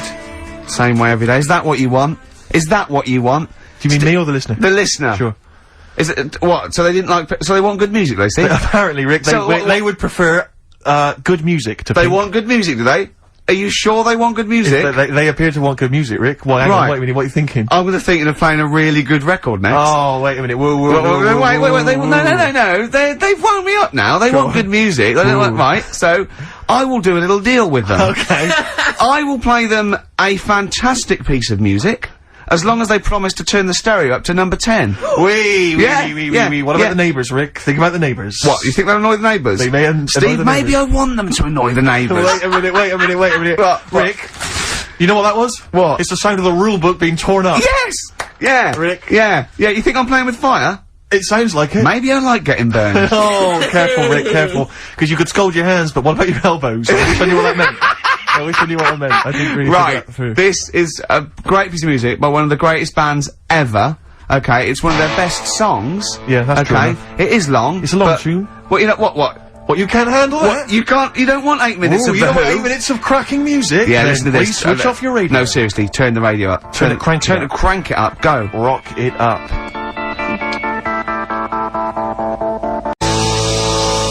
That makes up for Pink, doesn't it? Oh, man alive. Oh, that's It's an amazing worked me out. track. It's incredible. And it is, I mean, incredible. It's textbook rock and roll. But when I was growing up, I had 2 favourite lyrics of all time, and one of them's in there. Meet the new boss, same as the old boss. Yeah, it sends a shiver down your spine. It's fantastic. And the other one was, it's on America's tortured brow that Mickey Mouse has grown up a cow. Nice. You know that is? Nice. Who? Got a phone in, this would be a competition. What should we give away? Office. We haven't got any, have we? Just, why don't you just sign That's your like- signature on a piece of paper or something? That's gotta be worth something in a couple of years. 4 quid. Yeah. £4 you get on It would eBay. cheapen the piece of paper. Yeah, not if it's a rubbish bit of paper. I've had an which email here- I probably would sign. There's an email here from Davey Look, Monroe. it's lit up. No, wait a minute. Look at that. Oh my They've god! gone mad. They answer it. Put them live. Oh. They might know the answer. Hang on. We'll give them some. We'll give them some CDs. How do you put it Oh, live? While you figure that out, let me just read this email. Go on. If you're having to play, it says here, if you're having to play extra ad breaks and 8-minute long songs, it just goes to show who provides all the material for that radio show of yours. Did Karl secretly write The Office as well? And I think to myself, it's like, what do you Hold on. want from us? Just see if someone's on One the of the phone. most incredible rock and roll tunes ever laid down on vinyl, and you're whinging? I know. Because you'd rather have our inane banter. What kind of a person are you? No, they'd rather have Karl's inane Well, banter. clearly. Don't big your I roll just- up. no, They don't no. want us at all, Steve. I've just had a phone call from a very nice girl saying, "Where's Karl?" I said, "Well, you know, he's back next week. What's wrong with me?" She went, "No, you're lovely, Claire." She, but Karl calms the other 2 down. Sure. Really? Can we just see if someone's on the phone? Is Yeah, go on anyone then. there? we got? Right, what are we going to give them? We're going to give them some got nothing. CDs or We're something. running on Well, empty. take the name. Right. Anyone there? Hello? Hello? Oh, God, there's someone there. Oh, I've got to put my headphones on. Oh, hang on. Oh, what was the lyric again? Stay there, please. Alright. It's on America's tortured brow that Mickey Mouse has grown up a cow. Life on Mars. David. Life on Mars, David Bowie. It's easy as that. He. What's your name? It's John Ball. John Ball. John, I'll be honest with you, we got nothing. We got nothing to give you. It's not good enough. No, we'll get him some. We'll give him, we'll give him an office CD. He doesn't and want, some. we can't keep doing that, Rick. It's We've got pathetic. nothing Yes, else. They you don't can. give. They don't give us anything, do they? They don't. It's a wonder we get into the building. No one's know, around I know. on Saturdays. No one cares. Office DVD. Yeah, What would okay. you really like, though, if you could have anything? Yeah, Office DVD. See? There you Fair go. enough, fair Brilliant. Okay. Stay on the line, mate, and I'll get you details, okay? Excellent. That was a competition. We did. That was like real radio. Well done. It was like real radio. Now we've got to play David Bowie, haven't we? That's what they Calm do. down, Rick, you are- I can see what you no, mean. but Foxy would have it Well, you're lined gonna have, up. Rick, you're gonna have a heart attack. Am I? Live on air. I mean, Yeah. it'll be dramatic radio, and that's Sony Award winning. I know that. Any kind of. I seem to remember when Tony Blackburn had his breakdown on there. I think did he win awards for that? I mean, it was pretty impressive Probably. stuff. It was pretty intense. Yeah. What breakdown award? Have a breakdown. Yeah. Excellent. This year's best breakdown on radio. Tony Blackburn. Yeah, but Or Tessa, marry me. yeah, it was something like that, wasn't it? Yeah. He played the same song again and again and again. Must Did have he? been fascinating radio. That Sounds like Capital Now. oh, it's that satire. High five. Is that a nice We've one? done there. Oh, well done. Well Oh, done. Are we owned by Capital? You've We are, got, aren't we? yeah. Remember what happened last time? Sure. And now Richard Park, who owned Capital, is the Grandmaster. What? The Grandmaster? He's the grandfather. No, he's a Headmaster. headmaster of Fame Academy. Oh, is he? Yeah. Okay, let's play a record now, because you have to lie down, because you're just getting so worked up and now. I can tell when there's an excitement and enthusiasm, and sweat, beads of sweat run down Well, your it brow. started off so badly, we had nothing, but then I did a competition, gave away some things. You've got an email that really annoyed you, haven't you? Well, we can talk about that later. Yeah. But yeah, whenever I see beads of sweat, I know, because that's not the Jeez. Ricky Gervais I know. Okay. It worries me. You never work yourself up into any kind of sweat. Okay, so you need to let's just play chill it. out, Let's, calm down. we're going so well now, aren't we? What about a bit of Beck? With Let's that? have a lovely bit of Beck, just to chill everything out, just calm everything down. Yeah. Alright, Yeah. alright, relax. Yeah. Okay, Yeah. you've got, there you are, you Yeah. see, he's gone. Yeah. Yeah. There it is. Life on Mars, with that great lyric by David Bowie. Indeed. Yeah. Although, it's not quite as good as, what was the one, was it Jeff Lynne? The chances of anything coming from Mars are a million to one, and yet they come. Yeah, and still they come. And still they come, and I wonder still what you they get. come. Would you get that at Ladbrokes? I'd like to A see, million yeah. to one. But it's Yeah. a million to one, and still they come. Claire. Yeah, And still yeah. They, come. They Yeah, didn't know the odds. They go, what are you doing? It's a million to one. It's what? Some guy in There's a that- million to one on you. We should have put that on. We didn't. You didn't tell me you were You coming. notified us. We could have split it 50-50. We I could could have have made fiddled it a little bit. I could have gone, wow. I could have probably got them up to a million and a half. Gorg, what were Now you you're thinking? here. We're never going to get good Oh, odds. Gorg, the chances of that. Gorgie! The chances of that happening were a million What to have you one. come for? They've probably come for that. Well, why didn't you quash. sneak in? They've come for that quash drink, haven't they, again? You could have snuck Oh, down. what are you you could have doing? let us know and flown back and then made another. You know that fella? We come for that drink you call quash. I bet he'd get off with Snork. Wouldn't he? Possibly. He'd think Are you thinking of weird stuff again? You're thinking of crazy ideas again. What about those Smash aliens? What, you got something on them, have you? Yeah, you know, they went out, right, without an umbrella. Oh, Poured down. it rained, I knew it would. I knew it would. Anyway. Oh, anyway, David Bowie, Now, look, beautiful. this is spiralling. Can I just mention Lynn, who's just phoned, because she was queuing up all night outside the Apollo for Bowie tickets, and she got a pair, so Oh, she's dead well happy. done. Can you Excellent. dedicate that to everyone who's queuing up? So Yeah, so best do of luck that. to them. And I wanted to tell you about the time Bowie came into XFM to talk to Zoe Ball. David came in, did he? Was this recently? Yeah. Oh, yeah, I remember. Yeah. I'm not going to mention her name. She works in the office, Charlotte. When he walked by her desk, which you have to do when you come to the studio, she didn't actually meet him, shake his hands, or make eye contact, but she actually cried because he was in her vicinity. Really? And she actually burst into tears when he walked by. Isn't Rick, that? I I've love made that. women do that. So, you know. You've got something in common. Well, a little something in common with David Bowie. They whimper and weep when you're on. You know what I mean? It's sort of like. There's a lot more screeching as well. Yeah. A lot of screaming. Tell them about that email you just Well, got. this guy- Right, I got to tell I nearly said the fans! People who happen to be listening to XFM waiting for the person after us. Who's on next? Natasha's Natasha. not with the football show. Right, alright. Steve was genuinely annoyed. I laughed, right? Steve was genuinely annoyed. He doesn't like rudeness or people insulting him from a distance. I'm not sure I can find it. Oh, what was Annoying. it? Oh, you gotta find it. Well, hang on, let me, Oh, hang on. This is good radio as well, the sound of a mouse clicking in the distance. Well, I'll it's just your- keep you talking. sprung it on me. I'll just keep talking. Can't you can come up with some magic? What was Scooby-Doo on about? A talking dog? That's a bit weird, isn't it? Oh, what is that? And then, right, what was that? Wacky Races? I don't know if...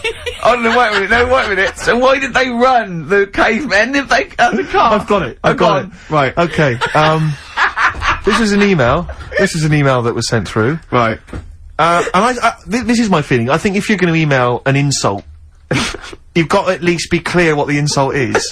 You can't make me do the work. You can't make me try and guess or figure out. No, it's like sending someone hate mail and they have to pay postage. Yeah, exactly. You go, well, if you're gonna... Exactly. Or making an obscene phone call, but correct. The postman charges you 25p before he hands you a letter bomb. Yeah. Go on. It says, merchant. It opens with merchant. Who are you, call sad, exclamation mark. At least my mother still don't cut my hair. Merchant. Who are you, call sad? At least my mother still don't cut my hair. Is it an anagram? I don't know. I feel like it's been translated from the French. Yeah, it's a Japanese fella who Yeah, hates exactly, you. exactly. And he's There's a got, machine- yeah. he's got a Japanese English dictionary. It's just literal. So, how does he know your mum cut your hair then? You've never said that on there, have you? It's not true, Gervais. Can I just say, I think your hair looks really nice, Thanks very Lee. much, I've known you for about 5 years now. It looks lovely. I laughed at you needing someone to say it. It looks fine. Yeah, it looks good. What do you mean it looks fine? It does look good. It looks good. He's got a little bit of product on it, hasn't he? Yeah, it has. Maybe I have. Maybe I A little have. bit of hair gel. What do you Maybe, use? maybe Gavin had his fingers all over it yesterday. Yeah, I have my hair cut by Gavin of West Hampstead. Is He it does a called? good Is job. that what it's called, Gavin, or is he a bloke who works in? It's a Gavin who works in Do a you barber use shop. that fudge Right. stuff on Sorry, your hair? no, but I seriously. use a form of clay, a moulding clay. Yeah, that's, yeah. Mad. Gavin It's recommended mad. it. Yeah. Gavin recommended it, and I've been very happy so far. with it. Hold on though. Rick, what do you use? I don't. Yeah. I just sort of. Well, that's obvious. No, I just sort of like comb it back and whatever way it falls, really. Yeah. You had more questions about Gavin? Yeah, no. I was up seeing Gavin yesterday, just having a haircut. There's nothing untoward. and I thought I popped past Habitat. There's a Habitat, and it's quite a trendy kind of, designer furniture shop or whatever. Sure. And I popped in there. I thought I'll pick up the sort of brochure, the catalogue. There was a big stack of the new You were catalogue. stunned by the prices you're going to tell me, aren't you? No, I'll tell you what, I was about walking out with the guy went, hey, where you going with the hair? It's a great looking haircut, but where are you going with that catalogue? I went, what do you mean? He went, it's £2. You've got to pay £2 for a catalogue from Habitat. And I said, well, I could go down to Argos, I can get as many as I want for free. I can go crazy in Argos, I can get them Littlewoods, the mail order people, Yeah. they'll send it to my home. Yeah. I gotta pay there's lingerie in that one. You know, you've just got like some furniture and stuff. And I'm paying £2 from it. If there were some ladies draped over the kind of filing cabinets, I'd be interested. I'd pay I love £2. the fact that you... Then what did you say though? You didn't say I can go down to Argos and get as many as I like. What did you say?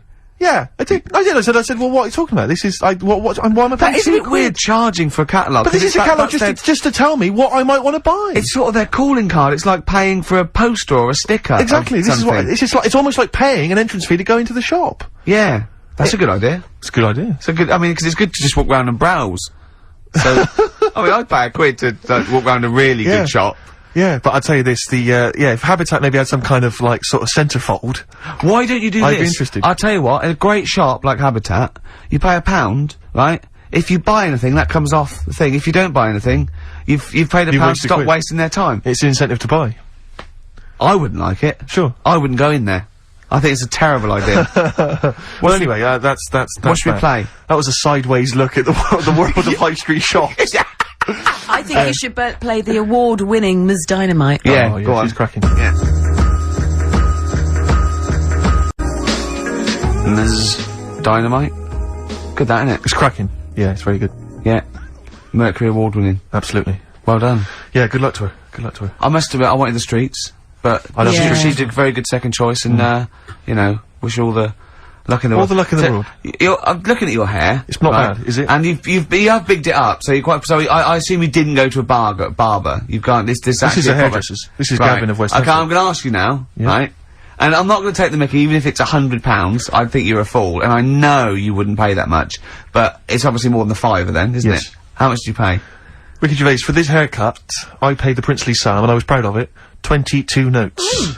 But that's all right. But I went up to 24 because I was pleased with what I had. Little tip for him. £2 tip. £2 tip. I could have just given him one of those Habitat catalogues. He'd have been pleased with that. I love just slap that on the desk. Yeah, and he'd have gone, thanks very much. And you'd like to go, I'm going to be honest, Gavin. That is not free. Exactly. If that had been an Argus catalogue, then throw me out of it. It was an insult. Exactly. Look at the price. Go £2. You go, yeah. That £2 is yours. That's yours. You're taking that home. Would you prefer the money? What should we do? Yeah. We usually play a new one around this time. What new adverts have we got? We've got plenty here. Oh, come on, let's come on. Are you in any? No. XFM. Badly Drawn Boy. I imagine that's starting a British film. Do you know what I mean? They're jumping on a London bus and they're going around London. Well, of course, the film about a boy, he did the soundtrack for. So if you were a little bit more up on films and stuff, you'd have already known that idea's been done, and you wouldn't have embarrassed yourself, and there wouldn't be egg on all our faces. Oh, but no. thanks very much. Sorry about that, I'm eating. I'm very messy, aren't I? Yeah. What have you got, Steve? What have you got for Rick, me? I'm glad you've asked. Thanks for asking. This is a Stevie Wonder track. Now, I hope people aren't as offended by Stevie as they were by Pink. I'm sure they won't be. I mean, for goodness sake, he's one of 20th century's greatest artists. Yeah. This is from an album, not one of his more famous, Fulfillingness's first finale. Yeah. And this is a track called You Haven't Done Nothing. But Rick, here's a little quiz for you, a little pop quiz for you. Oh. There is a very famous backing vocal group here. I mean, they were famous in their own right, but here they're doing backing vocals. I'd like you to identify them. And there's an Office DVD winging its way to you, Ricky. If you can spot who it is. Right, okay, the pressure's on. Oh, magnificent. Do you not enjoy that? Excellent. Yeah, Fantastic. Stevie Wonder, You Haven't Done Nothing from Fulfillingness's first finale. It's quite tricky, that, the backing vocals. Well, They're I not never get particularly that. prominent, well, are they? And it could be anyone, so I'll just go for someone that's a vocal group with, I don't know. Is it obvious, or is It's it... very obvious. What, that it would be that they would back him? It's not obvious that they would back him, but it's obvious that, I mean, they are huge stars. Or they were huge stars. And what is, was it, what, mid-70s? Early 70s? Talking mid-70s. 1974 is the album. There's an Office Not, DVD winging its way. not the Jackson 5, It's the Jackson 5. Is it really? There they are, well done. Well, there you go. Are, yeah. I mean, that's how big Stevie was, that he could ask the Jackson 5 just to stroll in. There you go. With some fairly nondescript backing vocals. First album I ever got, Jackson 5. Was it? Which one? It was the one with Rockin' Robin on it. Nice. Did you rock to that? I imagine you did. I walked around to that. How old were you? What was 18? I was about, I suppose, I don't know, 11 or 12, and I had one of those little, cassette players when you had to press down play and and it had a little handle that came out. They're brilliant, yeah. And I had one CD with it. Well, one tape. One tape, yeah. Sure. And you bought it yourself, did you? Or No, did no, you- that was a Christmas present. Lovely. Yeah. And that was the only one you had for, like, I imagine, like a year or something. Just Well, that one tape. yeah, Endlessly played. until What was your first, record purchase? It was Sergey? a Disco Fever compilation. Well, actually called Disco Fever, and I got it because I loved Yes Wait a Sir, minute. I Can What, are you Boogie. embarrassed about having your mobile on, or what? Something's vibrating, and I'm assuming Sorry. it's a mobile. Oh, so it's my boyfriend. Oh. I did turn the ringer off. Oh, sorry. So what, is a Disco Fever compilation? Yeah, featuring Baccarat, Yes Sir, I Can Boogie. Cracking. Yeah. And, Space Float On, I think, which is what I want. Float On, that yeah, one? that's one, yeah. That's the Floaters, isn't it? The Floaters, Yeah. Always Hi, made me laugh. Larry. Yeah. My name's... I yeah. don't know. Magic Fly by Space. Oh, right. Do you remember that no, one? I don't. No, yeah. No. I don't know if my first purchase is cool or not, really, because I suppose it seems like it was. It was the greatest hits of the Stranglers.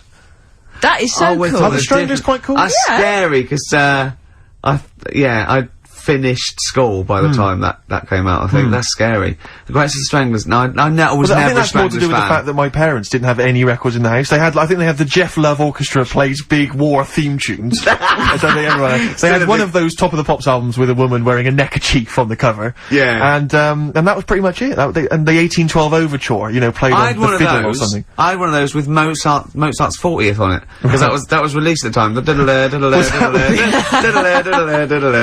Oh, that wasn't obviously Mozart's 40th birthday. That'd have been a wild swing. I'm not If he'd that made old. it that far, that'd have been a wild. that'd have night. been great, I'd love to hear wouldn't that on record. How old was he when he died? He was quite young, wasn't I he? didn't live long that 18 time, did was he? or something? He was a genius. No. He was a boy wonder.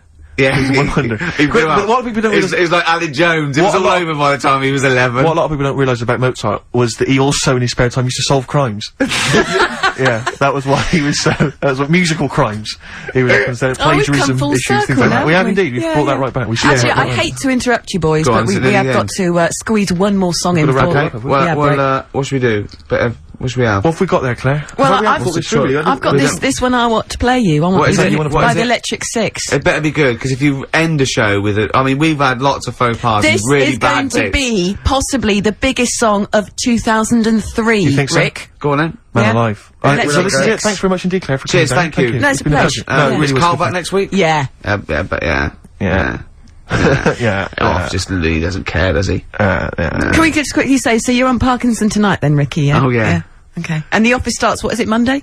This is easier, this, isn't it? And there's a DVD winging its way. Hey! I guess I do want one. See you next week.